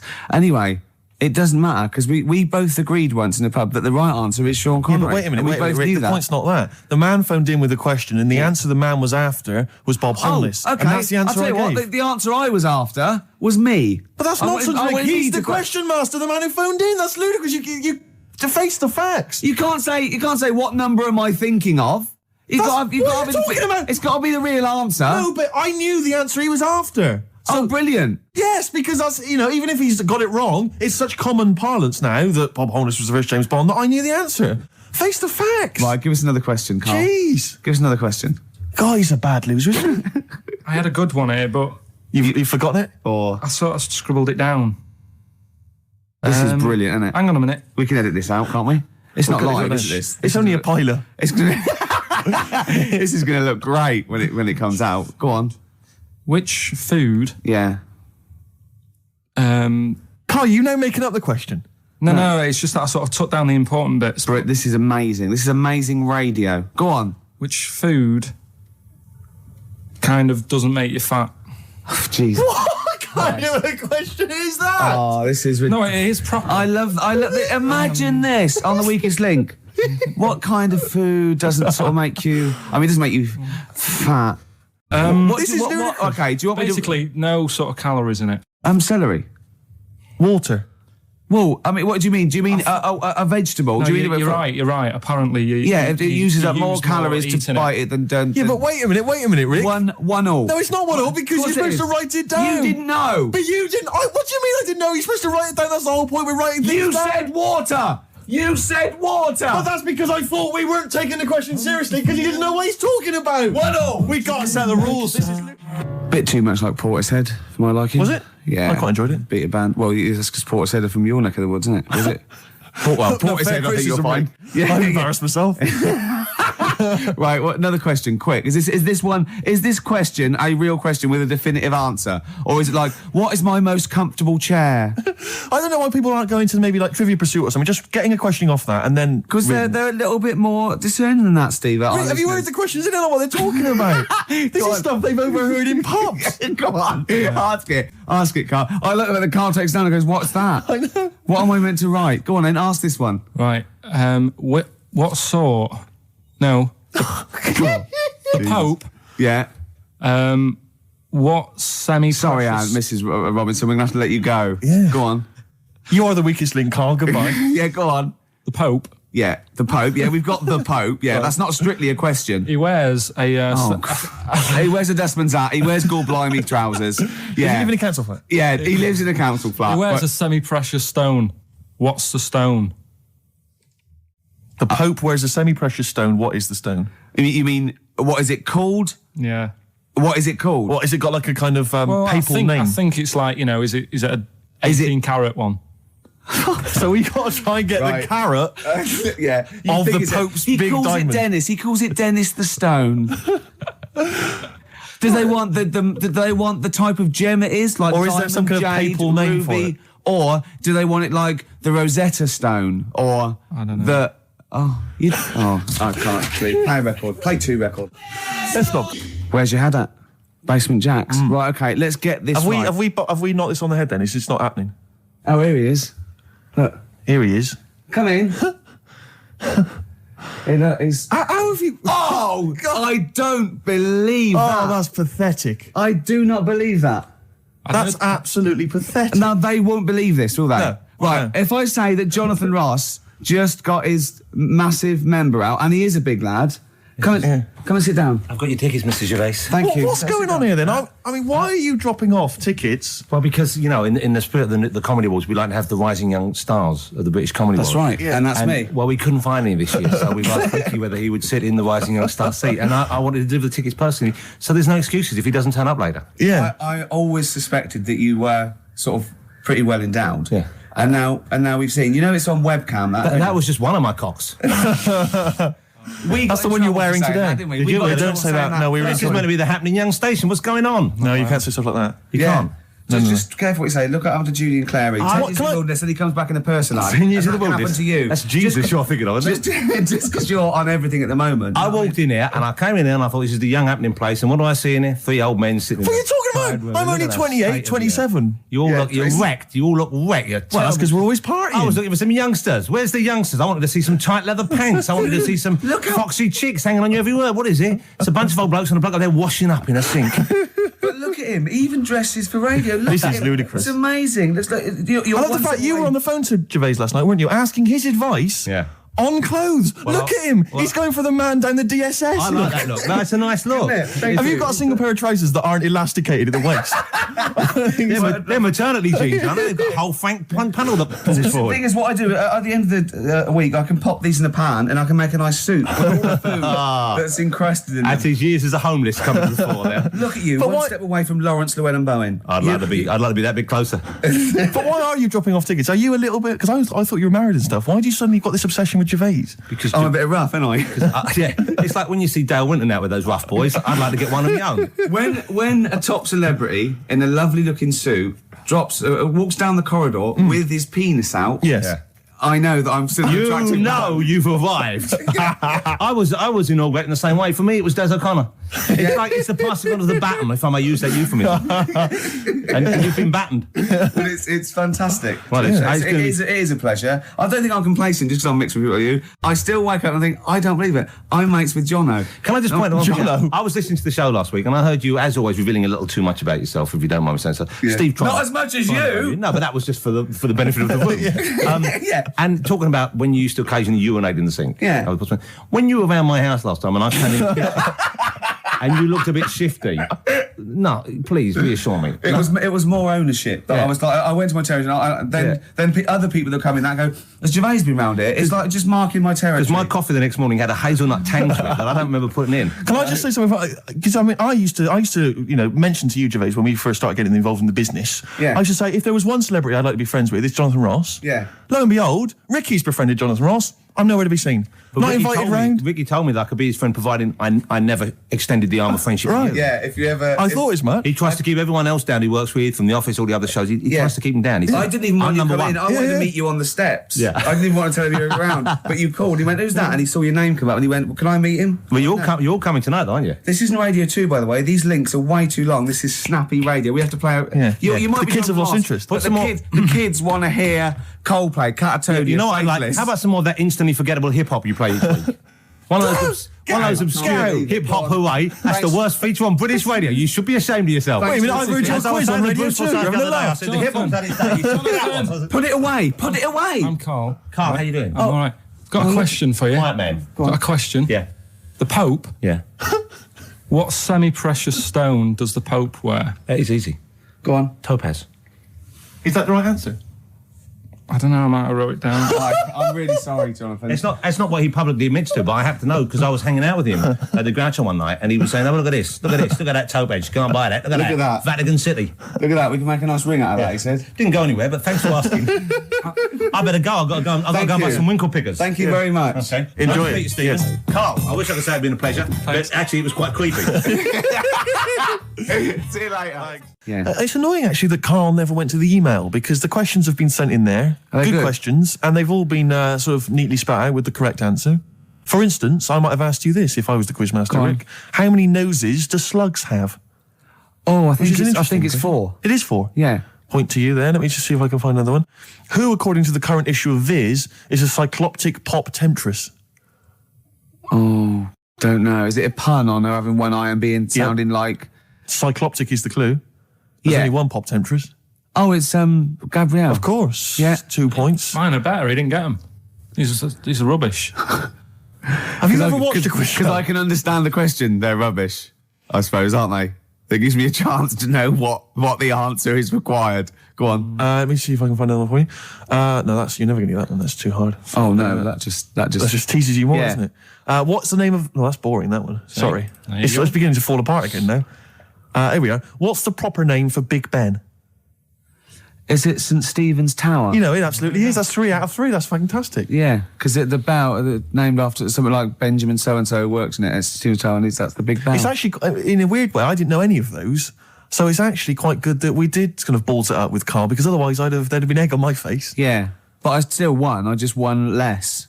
Oh, did you? Yeah, you did win. Yeah. I've already forgotten. I already wiped that out of my memory. Yeah, but hey, Steve, it's not me that's the real winner.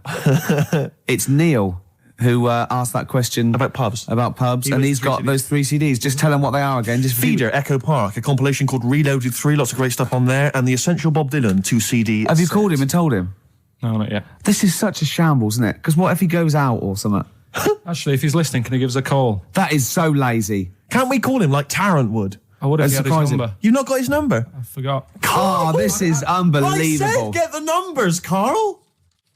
I wanted to go for the Pope one. Karl, do you actually work here in the week? Or, like, did you just, you know, like in a film when they knock someone on the head, put on the spacesuit and go to the moon? Is it like Secret of My Success with Michael J. Fox? You actually work in the post room, but Saturdays there's no one around that recognises you. So you pretend that you're a producer? Yeah. Because you don't seem to know any of the rules. Because I reckon that name's made up. When did I say a producer? When did I say I was? Karl Pilkington is a name that you'd come up with on the spot. No, he doesn't work. No, he's not a producer. He says he works in sound. He works That's what in he says. sound. Yeah. Well, I'll tell you what. Work with this. This is my song for the lovers. It's a beautiful track. I've played it before. I'll play it again. It's one of my favourite tracks of all time. It's Bob Dylan. If You See Her, Say Hello. Here's a little bit of trivia for her. This is the last song I ever played on the old XFM before Wow. they came in and said, "Okay, you can go now." That's incredible. And it Bringing tears to my eyes. lovely. Well, the greatest singer-songwriter of all time. Beautiful. With one of his best songs there. Absolutely. Bob Dylan, If You See Her, Say Hello. She might be in Tangiers. I mean, he's having a go. I mean, if you're going to go to Tangiers on the off chance to try and find her, I wouldn't bother. yeah, You know. but I mean, you know, he's Certainly if you're thinking- going to be there, then he's have a look for desperate. it. He's desperate. He's going, well, she might be in Tangiers. Have you checked upstairs? She's definitely not upstairs. just have a look. Well, anyway, that was Song for the Lovers. But because I'm so excited about having such great prizes to give away for the first time, some albums that Karl found, I got 'em. we've got the lucky winner on the line. Hi, Neil, are you there? Yeah, I'm here, Ricky. Hi, you're a winner with XFM. Fantastic. yeah. Do you like Feeder? They're a good group, aren't they?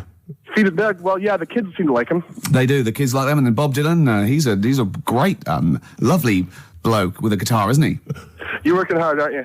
I'm fed up with this, mate.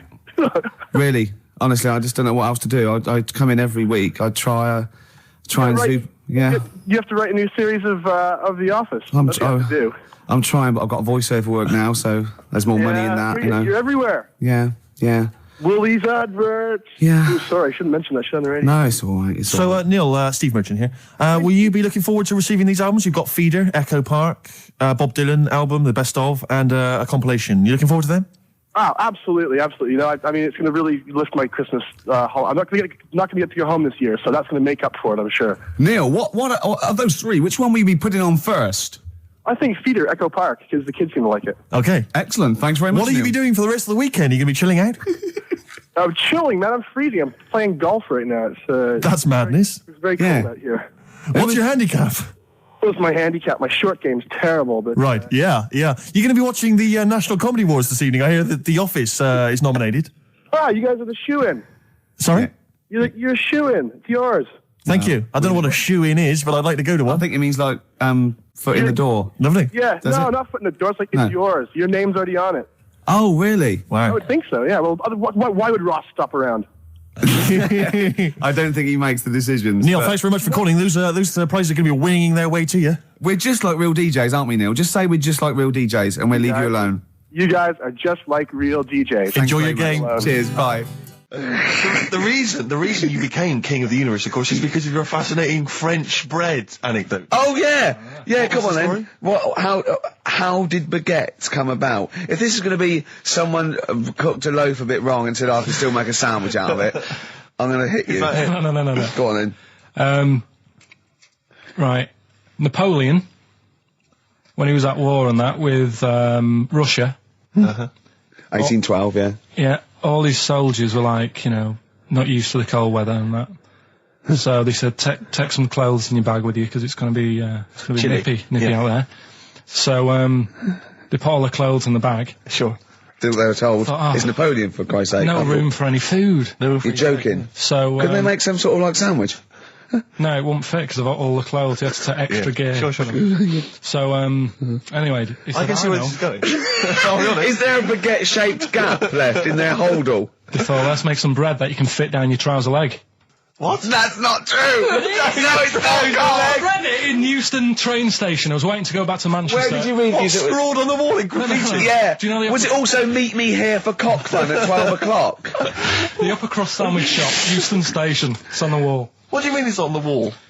Do you know it says like sail on at Dixon's, whatever? Yeah. Next to that, there was like a bit of information. Once you've read the stuff on I Dixon's, get information. there's a big thing about the history of the baguette. I read it and I thought, No, we got to make a sandwich we can spit down our trouser leg. But how can you march and fight with a huge piece of bread down your train? Although it would be intimidating. You see them coming, you go, sacre bleu, look at the size of them.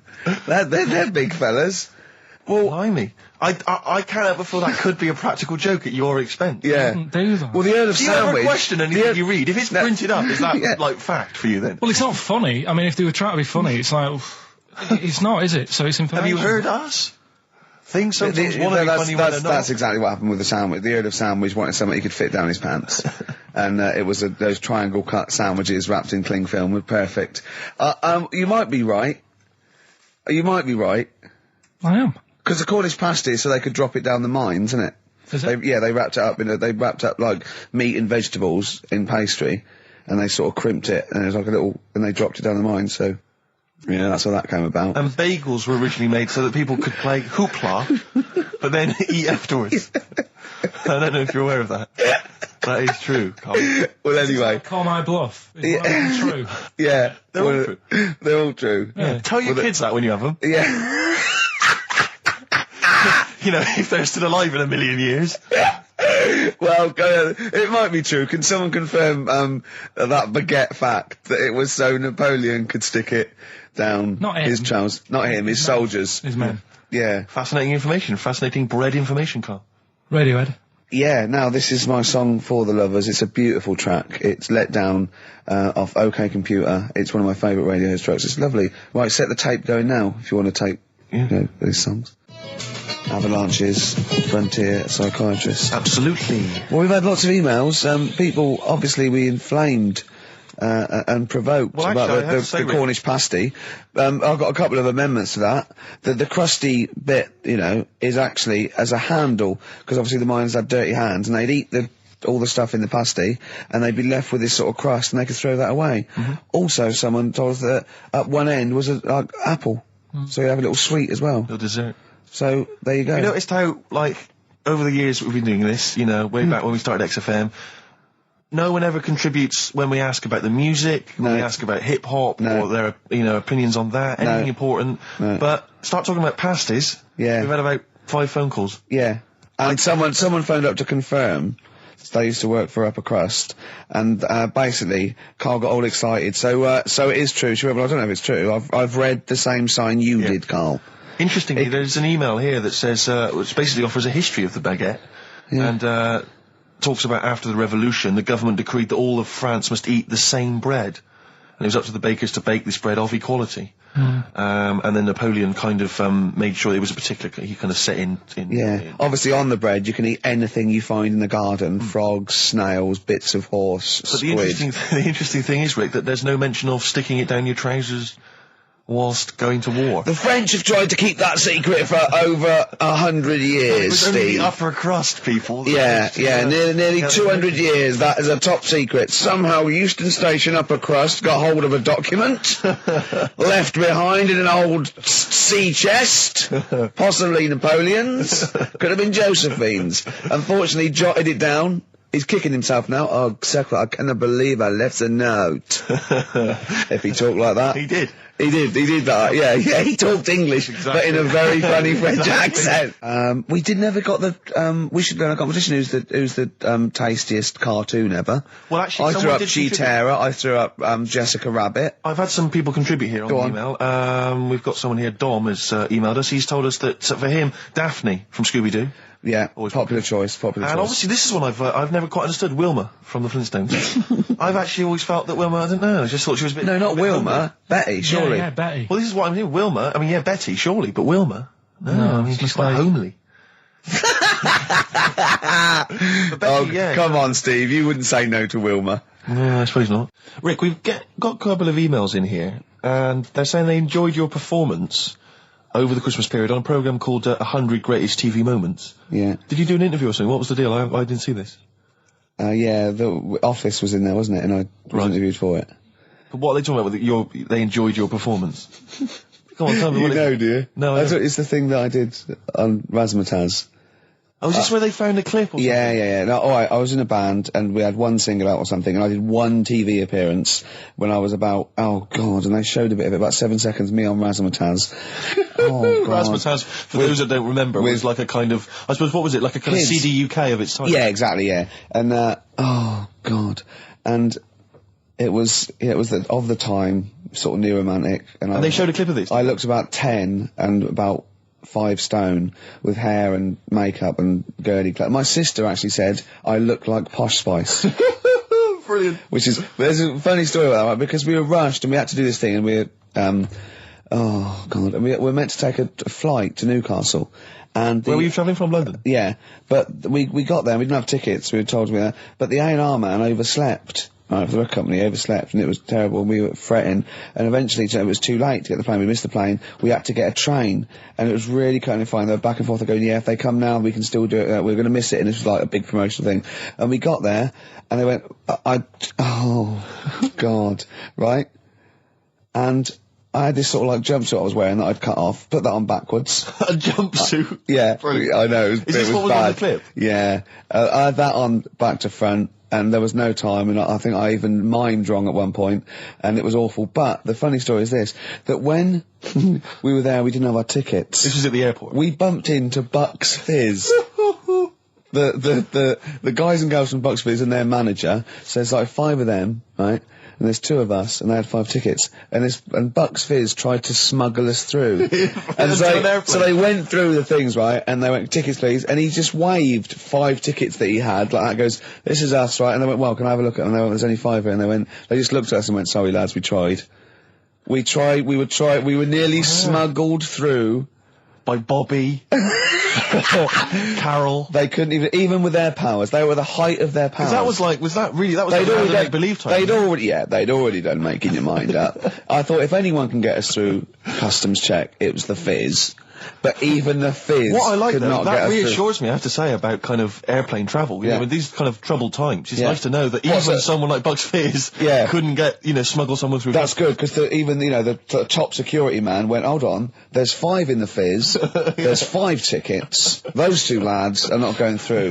Exactly. Yeah, that makes you more secure about air travel now. Well, it's lovely if I'm in America, and I see 5-star, trying to get through customs. With 2 other lads. Exactly. I think, wait a minute, what's going on there? Yeah. Wait a minute, security guy stopped him, it's fine. It's fine, yeah. There's only 5 in 5-star. Oh. It's lovely to know that. Yeah. I love the fact, and did you know the Fizz previous? Was this your first run-in with the Fizz? No, they were doing the Taz, same as us. They were doing the old Raz, same as us. Did you recognise the Fizz and go, oh my god, that's the Fizz, let's try and sneak in with them, or did they recognise you? How did it work? They wouldn't have recognised us. Exactly, that's what I'm thinking. I love the audacity of going up to Bucks Fizz and saying, try and smuggle us in. You try and break aviation law for us. Now, now it's time to make your mind up. We're going to the land of make-believe. I did that and they laughed. They went, brilliant. We'll get you through, lads. Yeah. Just stay tight. I was actually on top of Bobby's shoulders in a long coat. Lovely. Yeah, but Bill... Well, seriously though, I don't understand what their plan was. Like they would have gone, through. It's the Fizz, let them through. Yeah. Don't bother checking the... It's like, not wasn't even answering, we couldn't even get to Newcastle. Do you think it was wearing your jumpsuit backwards that sort of gave it away? Well, no, but see, I didn't have it on then. I was just in civvies. I just had jeans and a t-shirt then. I didn't even have my hair gelled. I was just like cash. I saw it. I thought it looked all right. Did you? Did you? Well, I mean, for then you tight jumpsuit. Yeah, cheekbones. Brilliant. Yeah. I had some cheekbones. Yeah, that was. If anyone else saw it, or maybe they taped it and they've got a clip, because I'd love to see it. I missed it. Well, I'll get you one. If you have it, put it. I'll tell you what. Why not create a website? And put that clip on there on a constant loop, and then send the address in, and I'll give it out, and people can check it out for themselves. Yeah, brilliant. Is that okay? Yeah. Cool. I'll have to lose weight now. Yeah. Hives there on XFM 104.9. Right, we've got a competition question. Steve's come up with it at the last minute. This is just to check if you are a regular listener of the show. Yeah, we would like to reward loyalty. Exactly, absolutely. So, last week on the show, Ricky described a story that happened to him back in the 80s when he was making his TV appearance on Razzmatazz with his band, and he had to fly out, was it to Newcastle? Yeah. And he tried to get on a plane, and a pop act of the 80s tried to help Ricky sneak aboard an aeroplane. But failed. But they failed to do it. At the height of their powers. And they were at the height of their powers. What was the name of that outfit? Should we put them on the line? Absolutely, let's hear it. There's the people there already. This is to win Incubus tickets. Please do not be mental. Don't be mental or swear or say anything libelous or nasty. Yeah. Just be nice. You won't win if you're not. Go on. Hello? Hi, who's that? Oh, I've got my headphones on, haven't I? Put your headphones on, Rick. I'll just keep her talking. Oh, no. Hey, how's it going? Hello? Okay, hello. Hi. There. What's your name? Lindsay. Lindsay, where are you calling from? Clapham Junction. And do you know the answer? I do. Okay. Is it Bucks Fizz? It was indeed Bucks Fizz. It was the Fizz. It was indeed the Fizz. Well do done. you like Incubus? Yeah. Right. Right. Oh, yeah, you see, if I was interrogating you, I'd go, you hesitated. Yeah. There's so many people phoning up who are desperate for these Incubus tickets. Please don't make They this are give them to rightfully, you. no, to be fair, they're rightfully yours. Right, I tell you what, I'll have a T-shirt if you give them the tickets. Okay, is that just any old T-shirt, or No. Can we send her a T-shirt? Carl's nodding. you think we can send you a T-shirt? Right, we'll get you a T-shirt. How are you going to do that then, Carl? Because you've got to take her name and everything now. You keep talking a minute. Yeah. This is pathetic. This This is wouldn't amazing, happen isn't it? with Dr. Fox. He'd have it Foxy all wouldn't planned. do this. Can I say as well, it's a bank, there's a train station with one vowel. Yeah, but there's loads on there. He hasn't thought it through. Bo as well. There's many. Listen, Carl, take a note of her number. It can't have been that. I can't remember it. What was it? I remember I tried it the last time I tried it. This is a shambles. And I couldn't work out. Then there was wrong answers. I remember Aldwych came up. Maybe it's Aldwych. What's Carl doing there?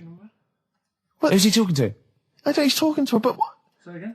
Look, quick, let's think of something. Come on. Hello, are you still on this line? No, he's picked up the phone now. So what am I doing? Shit, we're giving away. We're letting people behind the curtain. Let's keep up this veneer of professionalism. This is so rubbish. Come on, no, It's okay. don't draw attention to it. Okay, all right. But let's just talk and make. Steve, what are you doing tonight? Looking forward to Pop Stars? I'm looking forward to a lot. Who do you want to win? I'm glad you've asked, Rick. I'd love to see Darius have a bit of success, but I don't think it's going to happen. I think it's probably going to be the stutterer. I think it is going to be Gareth. He has a name there, Steve. I think it's going to be Gareth, yeah. Apparently in the polls in the week he's getting twice. We're back, don't we? Okay. All right, Karl. So she's getting a T-shirt, is she? Lovely. Right, who's that on the line? Next contestant. Hello? This is amazing. An error. I mean, we couldn't do this worse. Go on. Exactly. Hello? Hello. Hi. Who's that? It's Dan. Dan. Hello, Dan. Danny.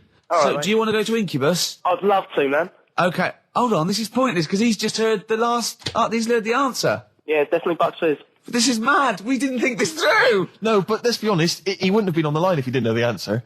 Are you cheating? No. Dan, he said he's not cheating. This is fail-safe. That's fail This is our rigorous. I can't believe this. Dan, you're going to Incubus. Oh, cheers, man. Well That's done. blinded. Well done. Oh. Nice one. Thanks for Cheers. listening. Cheers. Carl, what do we have to do? Do we just hang up or what happens? No, you play a song and... Play a song then. You've got his details. Yeah. Oh, Play God. it. He is, He's isn't on he? a different No, plane you to can't us. say it like that. The other week, I came in when it was really miserable. And I said to you, God, can you imagine dying today? Yeah. Because Whereas today you feel it would be a much better day to die because it's bright. the curtains open, sun Sure. shining. It's like... I mean, you'd still be a bit angsty about the dying thing, wouldn't you? I mean, I don't suppose that would be alleviated. Sure. Okay. Well, hopefully we'll still be broadcasting, when one of us reaches that happy moment and we can check. Yeah. It's quite a lot of emails, Rick, coming in about band names. I think a lot of people are going wrong for a simple reason. They think it's funny to have an ironic band name. Yeah. They think it's a bit comical. And I just don't think there's any great bands that have had a comical name that have made it into stadium What filling. was that band? Where's Me Jumper? What were they I called? don't know what they were called. I mean, the obvious example of one that was never going to make it internationally. Splodgeness Abounds? Splodgeness Abounds? No. I like them, though. Splodgeness Abounds. Splodgeness Abounds, they were great. Ladies and gentlemen, please welcome to the stage Carter the Unstoppable Sex Machine. USM. These are some of the ones we've had emailed in. These are bands, obviously, that haven't made it so far, and I don't think they will. Ladies and gentlemen, please welcome to the stage The Lazy Birds. Nope. No. Ladies and gentlemen, please welcome to the stage The Paperclips. That's not a real band, That's what is it? someone sent in. I don't know, but no band name is weirder than the others, and also you grow into it. I mean, the Stones and the Beatles are iconic because they are iconic bands. What you think you'll grow into? Ladies and gentlemen, please welcome Shuttle Rock. Ladies and gentlemen, please welcome Treehouse Casino. I don't think they're going to... That's just made up! Well, possibly. Well, they all are, But they all obviously. are. But my point is, people say there's Yeah. no logic to band names, but if you think a band name like the Smiths, Great. that's genius. It is, It yeah. sums up everything that band is about, Yeah. the kind of... They're capturing that mediocre world of grim up northness, My it's- favourite, Sonic Youth. Sonic Youth is genius. Nirvana. These are incredible band names. So Yeah. there is some logic to it. Yeah. I genuinely Sonic believe. is It's not a just bit- arbitrary words. What about The Madness? Cure. The Cure. Madness sounds rubbish, but they're good, aren't they? Yeah, but again, they were never going to be...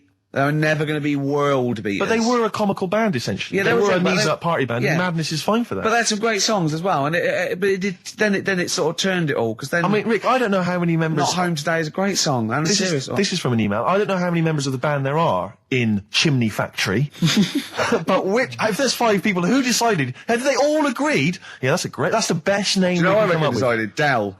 Right. Well, he started the band, and they Yeah. rehearsed around his house, so Dell went, look, it's called Chimney Factory, because my granny's doing it. They go, all right, Dell, but it's not, I've got some other... But no, Yeah. it's called Chimney Factory. I own the van and the amps. There's Paperclips gone. There's a band in Leicester called Paperclips. We can't, we just argue over that forever. Anyway, just all I'm saying is think before you name your band, all right? Because it's never going to happen if you've got a comical band name. There was a feminist band called Clitoris All Sorts, which is quite good, isn't Yeah, it? but you laugh, and then you just think, oh, Yeah. I'm never going to have that on my T-shirt.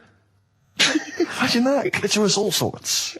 It's that time of the day now, talking of that. Yep. Song for the Lovers. Sure, it's beautiful. Now, Steve, I will play great old tunes till the cows come home. We got to give them a little bit of Dandy Warhols and Air and Athlete. I know that, and they're great. They're good, right? But I wanted to play a Cat Stevens song, but I thought I'd better not, because I've, play that a little bit. And we quite like resurrecting old reputations, don't we? People like Elton John, who had bad faces, or David Bowie. People whose names now are largely laughed at in the serious rock or people circles. that people might not have considered. I thought Cat Stevens, oh no, Rod Stewart, I thought. Was he Rod Stewart? Many people now are thinking of the leopard hot pants and the ludicrous Do you hair. They're think I'm thinking, sexy and all those sort of awful stadium sort of disco things? But he wrote beautiful tracks from Maggie May and I thought, hold on, 2 birds with 1 stone. What about a Rod Stewart song written by Cat Stevens? wow. Is there such a thing? The first cut is the deepest. Let's hear it, Rick. On this album as well is the killing of George.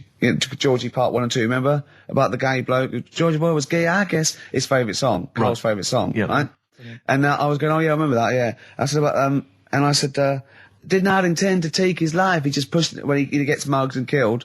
Do you know what he said? Go on. I was sitting outside, I was singing, he went, well, as I said, they go out too late. They go out too late? He meant gay people go out too late. He went, no, they do. I went, what do you mean? He said, well, they're always out, they go out when people are coming home. He said, if he'd have been in bed by 10, he'd still be alive today. That's a sobering lesson, And he went, Carl. there's one that works here and he's shattered every Monday. Oh, if you're gay and you're listening, just be in bed earlier. Go out when sensible people go out. Yeah. You're right, we're not on the continent, Carl, If you're gay and you're not in bed by 10, go home. Yeah. I don't get it. First cut is the deepest, Rod Stewart. It's the phone. Answer it. See who it is. Can you give us a second, listeners? Just amuse yourselves for a moment. We're Who just is it? speaking to Carl's just on the phone there, speaking to someone. We'll just keep you abreast of who that is. is it? Time. It's 10 to 3. Wants to know if you're doing a live show somewhere tonight. So just a private call now. Asking Ricky. I am, yeah. Later. But Ricky, of I course, don't want to has say it appeared now. recently on television. I don't mind one person. I He don't hits want the to get it on Comedy air. Office and often performs live at different venues around the country. So while those two take care of business. All right, guys, have you finished that private call? Yes. Jeez, that was outrageous. Star Sailor and Poor Misguided Fool. With me, Steve Merchant, and Karl Pilkington. The K-Man, round of applause for K-Man. Yeah. But no one's announced who you are. Ricky Gervais. Ricky Gervais. It's XFM 104.9. Saturday afternoon. If you didn't know that, I don't know why I mentioned it. That was stupid, really. You must know that by now. Well, we've got some great things coming up. We have haven't indeed. We've got songs and chat and things. We'll also, of course, be running through the white van man questions from the Sun again, but this time Karl will be answering them. I look forward to that. Yeah. Can we do that fairly soon? Oh, there's some good questions this week. Yeah, we will, but as I was coming in, there was like a bunch of posh lads, I think university students, trying to get in, because they're doing one of those scavenger hunts that they have to get points for charity and do stuff, and one of theirs is get on a live radio show. Right. So I sort of felt sorry for them, so I said they could come on here, just for 5 minutes. Who are that's they? all right. And they're just, Are they toffs? they are sort of like toffs, but they're trendy toffs. They're obviously... Trendy toffs? I don't Yeah. What's that? Is that like Lady Victoria Hervey? Is she a No, I don't mean that, no. They're both sort of like that, Will of Pop Idol. Right. They're like him, sort of like trendy but posh. Okay. They seem nice enough, and they're doing it for a cancer charity, and they just get... They've got, for what is it, like they got their sponsor to do various... Exactly, I challenges? don't know quite how it works, but they're gonna come on and, because we get, for coming on this live radio show, they get 17,000 points. Right, good. If I can put that in context, Yeah. if they were to say to help deliver a baby, they only get 7,250 points. But it's much easier. It is. There's lots of women just Happily gonna let dropping a couple of sprogs posh all ones. over the place. You can't get on a live radio show these Exactly, days for love exactly. nor money. That's true enough. You know what I mean? Yeah. So When are they coming in? Carl said they're going to just 1:30. I had a word with them. Okay, what did you make of them? They are posh, Really? but they said they're going to wander about and go and see if they can deliver a baby and that, and then come back here for 1:30. And I don't know if it. I hope they don't like leave a baby sort of half out. You know, if they've got it. You know, they're push. Sorry, we're going to have to shoot off. We've got to go and see. we've got to play an instrument in a marching band for 8,500 points. Well, I did say be here definitely at 1:30 because I don't want you getting in the way of the white van questions. And the other thing is, right, they get 7,500 points for delivering a baby, but they get 9,000 points if they cut Peter Stringfellow's hair. Well, he's very precious about his hair. It's a more delicate operation, isn't Absolutely. it? There's more that can go wrong. That's true enough. Take an unconventional animal for a walk in a park. What is an Unconventional animal? I think that could be a dog that just doesn't play by the rules. Yeah, that's a dog that's into Slipknot. Yeah, that wheeze in a urinal. Yeah, exactly. Standing up. Exactly. Yeah, well, I'm looking forward Well, to yeah, that. I'm sure they're lovely guys. Good luck to them. Yeah, we'll see you later. Well, we're back, and there's a few more people here. Absolutely, well done. Yeah, yeah. Well observed. Yeah. Do you want to say hello? Hi guys. And what are you doing here? This is Mark and James, or Sco and Belch, and we're here. Sorry, your name's what? Sorry, say the last bit again. Or what? Sco and Belch. Sco and Belch? Yeah, that's right. Do you want to explain that? No. No, from the drinking sorry. games, I imagine. Yeah. We've got Oh. worse names than that, but it's radio, so. Sure. Now, you're presumably students? We've just we kind of graduated. We've been in work like about a year or two. And what do you do? I work for a management consultancy. I work for a distribution company up in Birmingham. Well, okay. So, Now, what you're doing is a scavenger hunt, and you're raising for cancer Karl charity Cancer Research. right? And you've got to do. And this is we're just helping me out here because for 17,000 points, you have to get live on a TV or radio show. That's exactly it. So and here we are. That's why we're here. Yeah. Do you ever listen to XFM? I know of it. Yeah. I listened to it a few times. Sure.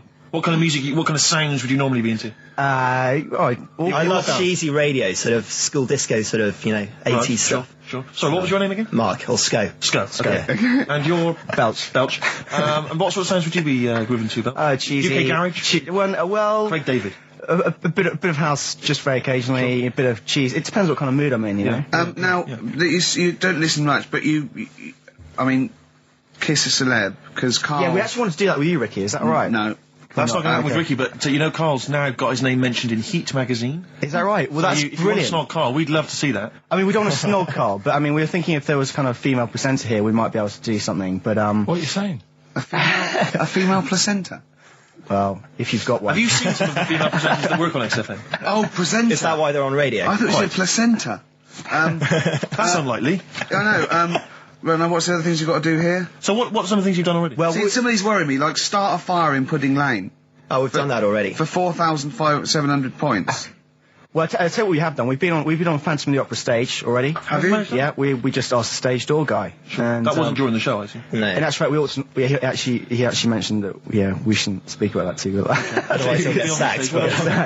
But he was really kind to let us on. We've jumped in Trafalgar Square water with doing a sort of Friends impersonation, so that was... Right. How many points pretty do you get cold. for that? We got 2,000 points for that. We got 8,000 points for being on the stage at Phantom of the Opera. Yeah. And we get double that. We get like 18,000 points, which is almost the maximum for being here right now. Really? So that's well, absolutely great. Honestly, I wouldn't worry about the little things. I'd go for the big. Yeah, that's it. bucks here. We're not interested in the little stuff. We want to go for the big stuff. Yeah. So what are the big ones are, get on stage with S Club 7, that's not going to happen, is it? When have you got till 6 today? Well, S Club 7 are on at the London Arena at about 2 o'clock, so... Good luck. But Okay. I think it's going to be very, very difficult to get on there, but we never I know. think so, yeah. Get in the vaults of a bank. Yeah, you got any ideas? Some of these are bordering on the illegal. That's 20,000 points for that. Like getting a cage at London Zoo. Don't do that. I mean, just 10,000 points, but don't do it. Unless it's a penguin cage. Well, that's what we were hoping. Just some kind of timid animal we might be alright with. You know? Yeah, If sure. anyone's got any good ideas for sort of funky things to do on air, then Okay, well, if you leave your number and anyone calls in, they can help you then. Well, maybe some of S Club 7 are listening. Well, let's hope so, because I mean, we love them to bits. If they are, it is for charity, and the points get awarded into money for colon cancer research. So it'd be absolutely fantastic if we could. Yeah, so Bradley, John, Tina, if you're listening. Yeah, if you're listening, or any celebrity out there who's a female celebrity, we need to snog them. It doesn't need to be a long snog, wait a minute. but if we can, that'd be great. This is good for 7,000 points. This looks like a good one. Play the organ in a church. That must be easy. Is that a metaphor? Yeah, but you know what church people like. It says the bigger the better, so it might be. That's got to be euphemism. Yeah, it's got to be, hasn't it? Yeah. Well, thanks very much. Good luck. Good luck, guys. Guys, Get thanks an very much. Thank you very arrangement much. standing outside Les Mis looking Miz. That's going to happen. That's good. Man, a big gun type thing on the HMS Belfast. That won't Well, we've got a happen. big gun, it's just finding the boat, which is the problem. Oh, so. calm down. What was your name? Bo? No. Po? Sco. Go. Thanks very much. Guys, thank you very, very much. Cheers. Cheers. Bye. Their greatest hits album, that's Outcast, and a track called Rosa Parks. Like it. Yeah, enjoy it. Yeah. Now, we just had a call from someone impressed by Karl, and Karl's very pleased because this guy has actually done a PhD on Che Guevara. So in theory, whatever subject he chose, in theory, he's probably one of the experts in the world on this particular field. Now, hello, are you there? Yeah, I'm here. Hello, what's your name? My name's David. David, now where did you do your PhD? At UCL. Did at UCL, mild college. And what was the actual title of the PhD? It was Che Guevara's influence on class struggle in Europe in the 60s. And what did you think of Karl's performance? And I thought he did really, really well. The only thing, I'd never heard those last words before. So Karl actually knows something you don't know. Yeah, possibly. Although you presumably not take that as verified information. You probably wouldn't take everything Karl said as gospel. You'd probably look it up yourself, would you? I probably would have a look, yeah. Did you know about babies' eyes? Sorry? Did you know that babies' eyes don't grow? I didn't know that. You see, that's why you shouldn't take things Karl says as gospel. Because it come out with something, vaguely intelligent, and then say, "Did you know about babies' eyes don't grow?" Any questions that you'd want to test Karl on? Any thoughts? Anything he missed there on the history of Che Guevara? I think he did really well, and I think he should be congratulated. Because Karl has problems with understanding why people are interested in history, and even though he's been reading these books, he keeps saying, "Why does anyone care about history? Why is it important?" What would you say to Karl? I think he should maybe then look at who Che Guevara did influence and why he still influences people today. Yeah. Well, he knows that he influenced Citizen Smith, and he knows that if McDonald's ever wanted to swap Ronald McDonald for Che Guevara, it would cost him an awful lot of money. So he is trying to apply it to the modern world. He is having a go. Well, maybe you should think like why Rage Against the Machine have him on their T-shirts. Good point, Karl. What do you think of that? Why do you think they have him on the T-shirts, Karl? I don't know, maybe that was a design of the T-shirt. Maybe they wanted another T-shirt. Maybe they wanted Ronald McDonald. But didn't have any in. Sure. And they said, "Oh, we'll have that one there then." Well, thanks very much. Dave, just before you go, do you think Karl would be an interesting subject for a PhD? Yeah, very much so, yeah. Okay, well, if you're not... Well, hopefully one day you'll become a professor and you can maybe set that as some coursework. I could do, yeah. Karl Pilkington. Imagine that. Cheers, Dave. Having an MA in Karl Pilkington. Thanks very much, Dave. Okay, bye. Cheers, bye. That's good. My teachers never did that. What, encouraged you in that way? Never said well done. So, really? Yeah. But you never showed up. Yeah, you have to be in the same room, They were too really. busy saying, "Who are you?" Yeah. No, but Mrs. Matthews, me head teacher. Oh, let's not lay into Matthews again. Not Matty she Matthews. said, Not never- Grimble Matty Matthews. I'd we used to call never her. be a high flyer. If she could see you now. What did she say? You'll never be a high flyer? She said that to me, mum and dad. Really? On a parents' evening. And that was after I'd played the drums in Little Donkey. She clearly didn't know what she was talking about. The Strokes and last night. We just had a call, didn't we? From Johnny Mango. Oh, yeah, Johnny Mango, yeah. Yeah, old the Mankster. And he informed me that one of the Wurzels is dead, and I didn't know that. Yeah, Adge Cutler, who was the lead man, I think. Yeah. He said he died the most rock and roll death you can die. He said he was apparently driving on a terrible cocktail of cider and other things, presumably. Yeah. Apples and jams. Yeah. And he crashed into a tractor. Now, I wonder, is that true? JM's not winding me up. Yeah, I hope the Mango Boy's not having a laugh at me. Is that true? One of the Wurzels died by tractor. Did he? Is that true? So give us a call. What's the number again, Karl? 08700 800 1234. If so, I'm sorry that I disrespected them. I didn't know. Table 60. Lisa Tarbuck. That's Corner Shop. Lessons learned from Rocky 1 to Rocky. I love that guitar. That's great. It's real glam rock. That's T-Rex and Bowie. I was going to play some from Ziggy Stardust today, but instead I brought in a different album. I want to play a bit of Bowie. Is that all right? Oh, of course, yeah, always. Yeah, bit of Beatles. Still to come up, by the way. With the education of Karl, last week he did Che Guevara. He did very well. Yeah. Before that, the week before that, he learned all about Rasputin, didn't you? And this week you've been studying Hitler, haven't you? How does that go? How do you reckon that? It's a bit tough. Okay. I mean, I'll give you the full story later, Steve. Do you know much about him? No. So, they're all linked. All these stories I've been reading, they've all got a similar sort of thing going through them. They have a bit of a tough upbringing. Things aren't going well, and they seem to take it out on other people. Okay. But I'll tell you more later. Okay. Yeah, I don't think you can... I mean, I don't think Hitler and Che Guevara... It's the same thing. Che Guevara, when he was a kid, had, like, asthma, right? He wasn't an happy kid. Hitler, he only had one ball. Well, I was trying to find about that. Yeah, seriously, he phoned me up in the week. I said, "How's it going?" He went, "I've skimmed it. I've just skimmed it. I was looking for the testicle thing. Now I don't know if they left that out or it's not true." Right. He was trying to look up that Hitler has only got one ball. I think they only did it to wind him up. Because it's like, you might be taking over the world, but we're all saying you've only got one testicle. Sure. And it's did you look in the index and it's sort of Hitler, Adolf, family life, early childhood, testicles, absence of? Sort of skimmed through because one of mother brackets other. Yeah. Albert Hall. Yeah. The only thing I could find was at one point in like when he was trying to run the place, there was a meeting going on. And somebody put a bag in the meeting room and it blew up. Yeah, and I'm wondering whether it was under the table. Yeah, but... Were you wondering if it blew a testicle? It was the testicle was under the table. No, the bag blew off the ball. No, the ball sack was probably hanging below the protective top, and so that's where he could have lost. But why would he have only just lost the one? Because The way he was sitting. Cross-legged or something. Sure. Sure. Okay. Well, I mean, again. Last week we had a Che Guevara expert who phoned up. Maybe they could. Maybe there's a Hitler expert this time who could maybe phone up and confirm the testicle theory. Yeah. What's the number again, Karl?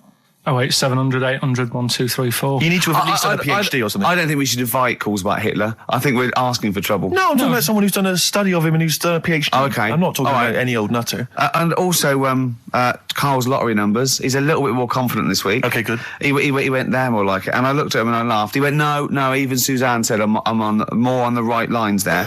Is anyone who has done a degree in maths or A-level maths that can bear... Karl won't believe this, right? Karl thinks... I know I was partly doing it to confuse him, just see that look on his face like a cat, right? But there is the chances with random numbers, for example, the lottery, of getting 1, 2, 3, 4, 5, 6 are no greater than any other single combination. Right. Now, that's true. I don't mean you're more likely to get 1, 2, 3, 4, 5, 6 than any other combination put together, but than any other individual combination, they're all equal. It's counterintuitive, I know. I know you think that to get a run of 1 to 6 is less likely than anything else, but it's not. Any named combination... It's not, Karl. If there's a probability... Well, it's never happened. It's never happened. Yeah, but there's any number of combinations that have never happened. Every one of those combinations that have come up have happened, and they're just as likely or unlikely as any other combination, right? It's just that you feel intuitively, right, that 1, 2, 3, 4, 5, 6 is less likely than 1, 7, 12, 34, 60. You know what I mean? Well, I didn't win. Play record. Okay. If you give a monkey childbirth pills, it works. That's. Well, we were talking about interesting things about sneezing, and I remembered an interesting fact about monkeys. So, anyway, 2:30, brilliant. What did happen to that bloke who used to make the sound effects in Police Academy? I don't know. He was brilliant, wasn't he? Do you remember him? I don't remember. Was him. he called Hightower? Yeah, he was good. Yeah. If anyone knows, give us a call. God. Girls and boys. You've embarrassed yourself then, Gervais. What? Well, we've had a number of calls and emails pointing out that the Hindenburg disaster was not because the Zeppelin was filled with helium, hydrogen, but filled with hydrogen. Right, okay. Well, I thought about that when he told me in the week. Yeah, but I assumed he must have got that off from the documentary. So it just went up. So that's probably why the voices didn't go. That was probably why it didn't feature in the documentary. Yeah. But it seems to me we should have thought of that. I mean, like, it's school fates and stuff where they're like filling little balloons with helium. Yeah. You know, there'd be all kinds of horror stories if they were just, just blowing up, left, right and centre. I don't think you can just blow helium up like that, can you? What? Isn't that the point? What I'm saying is it can't be as potentially lethal as hydrogen, helium. Well, like, hydrogen isn't as bad as helium? No, helium's not as bad as hydrogen. I don't know what you're saying, because the Hindenburg was hydrogen. Yeah, and I'm saying, why did we think it was helium? That's crazy. You go to school fates and stuff with like little kids, and they're filling up little balloons with helium. They wouldn't have big canisters of helium, at a charity event or a small kind of bring and buy sale if it was deadly. Yeah, but it's not as big. I mean, when you buy those balloons at a fair, it's not as big as that big. But presumably, balloon. it's still flammable, is it? But it wasn't the fact how dangerous the rare gas was, or it was the fact that it was made of this thing that caught fire and just went. There was nothing. A hole in it would have been as bad. It just burnt quickly and fell to the ground because the hydrogen or helium escaped. It wasn't. It was irrelevant that what the gas wasn't it? I thought it was. There was supposed to be some kind of explosion. Well, I don't know what it was, but the point is because the outer thing was so thin, right? The gas inside escaped and it fell to the ground. So it just fell to the ground like when you've popped a balloon. Well, not. It didn't quite. sort of go. It didn't like flap all over the place and make a zany noise. The height. I just explained what I'm laughing at, right? We just had a call from someone saying his company would sponsor Karl, right, to be raised by all these balloons if he could have a walk-on part in the office. And we immediately went, we're worried about that sort of thing. You can't really promise that artistic, And I was worried about the legality of it as well. How can you promise someone that for personal gain that's a private, and all that sort of stuff, right? And I went, I don't know. And anyway, put the phone down to him, and Karl went... I love the fact you're more effing worried about that than me being raised 30 feet in the effing air. You started getting scared, did you? Are you worried about it? Well, you're quite excited about the idea of the challenge, aren't you? I like the idea, but I want, like... Why do you like the idea, Karl? Oh, what if it went all wrong and we're there going, the humanity of it? I think we need Karl, to get... he's just... And the rope would pull out my trousers. Oh, no, it's definitely got to be Dr. Fox if that's going to happen. God. Oh, we've got to do this. So hang on, but let's just think about because wait a minute, we say this, but we'd have to get all kinds of health and safety people involved. No, we wouldn't. Of course we can't just start raising you in the air. No, you're allowed to do it on private land, aren't you? Look what happened to the Hindenburg. No, but I was just saying there was lots of people died. Listen, look, all we do is we get someone, right? But what if he gets loose and he just floats off into the air? And he meets his magpie that he lost. He used to peck his grifter. Balloons. His balloons. So I'm so excited about this. Listen, we've got to do this. No, but please. Shut up a minute. Let's just stop and think about it. It's 60,000 balloons. No, it's not. It's 6,000. But 6,000 balloons. That's a lot of balloons. No, it's not. No, it's not. Silly. For sponsorship, people pay for... no, listen, it's worth it. There must be a company out there that'll pay for this, just so we can film it. Hang on, is there not an easier way of just getting one big balloon? Then the challenge is there's no challenge. No, it's got to be. It's got to have people coming up and hooking balloons. It'd be like Buckaroo, and the person who puts the balloon that actually raises him 10 feet wins a prize or something. So hang on. So what we've got each person with like 500 balloons. Yeah, that's mad. Can you imagine how many balloons that is? That's ludicrous. 6,000. Yeah, that's an awful lot of balloons. I don't know. There must be someone that could do this. Oh look, people have walked on the moon, for Christ's sake. We can raise Karl Pilkington with some balloons. Yes, but they had a NASA budget. We've got XFM behind us. Yeah, but balloons. Yeah. Balloons are cheap. You can get about a pack of 25 for about 150. Right, fine. No, true. Yeah, the helium though, Karl. You can't just attach yourself to a pack of balloons. No, but what, you think we blow them all up with helium? Right. Oh, off you go. But then we can do something with the balloons, can't we? Like release them afterwards. Oh, we'll release them back into the wild. Brilliant, as a sign of peace. Fly, my pretties, fly, listen, be free. I am so excited. I have not been so excited about, and when I thought that Robin Ince was going to stay in my cupboard for £1,000. Look, we've got to do 6,000 balloons. I don't think it's going to happen. That's an awful lot of balloons, and I just don't see how we can tether them all to Karl. He's a small man. No, but you have them at different lengths, don't you? Yeah, exactly. Karl knows. Can you think about the logistics of this? Oh, someone must know. There must be a company. There's a bloke willing to do it. I know he doesn't know the technology of it. He's willing to sort of stump up. And so the company just has access to helium like that. No, we can do this. Come on, London. Someone's done Londoners. It was on the internet already, so someone obviously has done it. Yeah. So they didn't say, we can't get all of the balloons. No, they probably worked it out, didn't they? Karl, you're more excited about this than anything else, about your education, about your exam results. You're so excited. And we'll have a little rope. We're like flying a little kite, a little Karl. We're like, let's go fly. Karl, what will you wear? Like a one-piece jumpsuit? Yeah, it'd be lovely. With sponsorship all over it? Oh, it'd be great. You're like Jackie Stewart, and just as you go up your little face, oh my God, I'm not going to sleep until this is done. This is the most exciting thing ever. Only 10 feet. 10 feet, yeah. We need some kind of rope to sort of tether you to the ground. Yeah. We don't want you sort of flying off. This is going to be great. And he'd have a little crash helmet and everything, and little Dee boppers on the crash helmet, like he's a little flying ant. Definitely. We give him a little, oh my God, can we give you an outfit, like little wings and everything? Can we paint your face with like children's paint? I'm not doing all that. Why? Oh, because that would be silly. Oh, please, Karl, do this. Do it. We'll do it for charity. We do it for charity, yeah? All right. Yeah? Oh, this is we'll do gonna it for be brilliant. children in need. Please, just phone in if you can help us. Lift Karl up 30 feet. Let's say 30 feet. I think it has to be a decent... Yeah, it has to be a decent height. Is there a world record? Because we want to break that if we're going to... Yeah, we want to break that. What is the world record for raising a man by balloons? Yeah. Okay, so listen, let's just finalise details here. We've got... I'm so excited. Email address, ricky.gervais@xfm.co.uk. ricky.gervais@xfm.co.uk. What's the number? What's the number? The number, Karl? 08700 800 1234. Lift Karl. Lift Karl. 08700 800 1234. Sponsored by Heat magazine and or something. Maybe even if you've just got an idea idea about how we might be able to organise it, how we might be able to get it done, if you've got contacts, anything, just get in touch, give us some information. Oh, that'd be great. I'm going to play a Beatles track for song for the lovers. Oh, man. It's off the Help album, and it's You've Got to Hide Your Love Away. Oh, just think of his little face as he goes up. Well, XFM, it's nearly the end of the show. I'm Ricky Gervais with me, Steve Merchant. We've enjoyed your company. Karl, we're going to try and get Karl in the air. Anyone that can help us, take him up with helium balloons. Our friend Johnny Mango called again, and apparently the record's 11,000 feet. Karl is getting a little bit nervous. Yeah, the world record is 11,631 feet raised by hot air balloons. Yeah. How tall's Canary Wharf? It's 11,631 feet. Exactly. I don't know, Karl.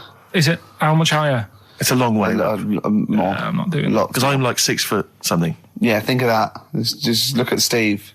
All right. Yeah. But you can change your record. You could say, well, the sort of balloons are the one with Mickey Mouse on it or something. Yeah, could I just say something? That man did 11,000 feet, but he wasn't naked. All right? Come on, Karl.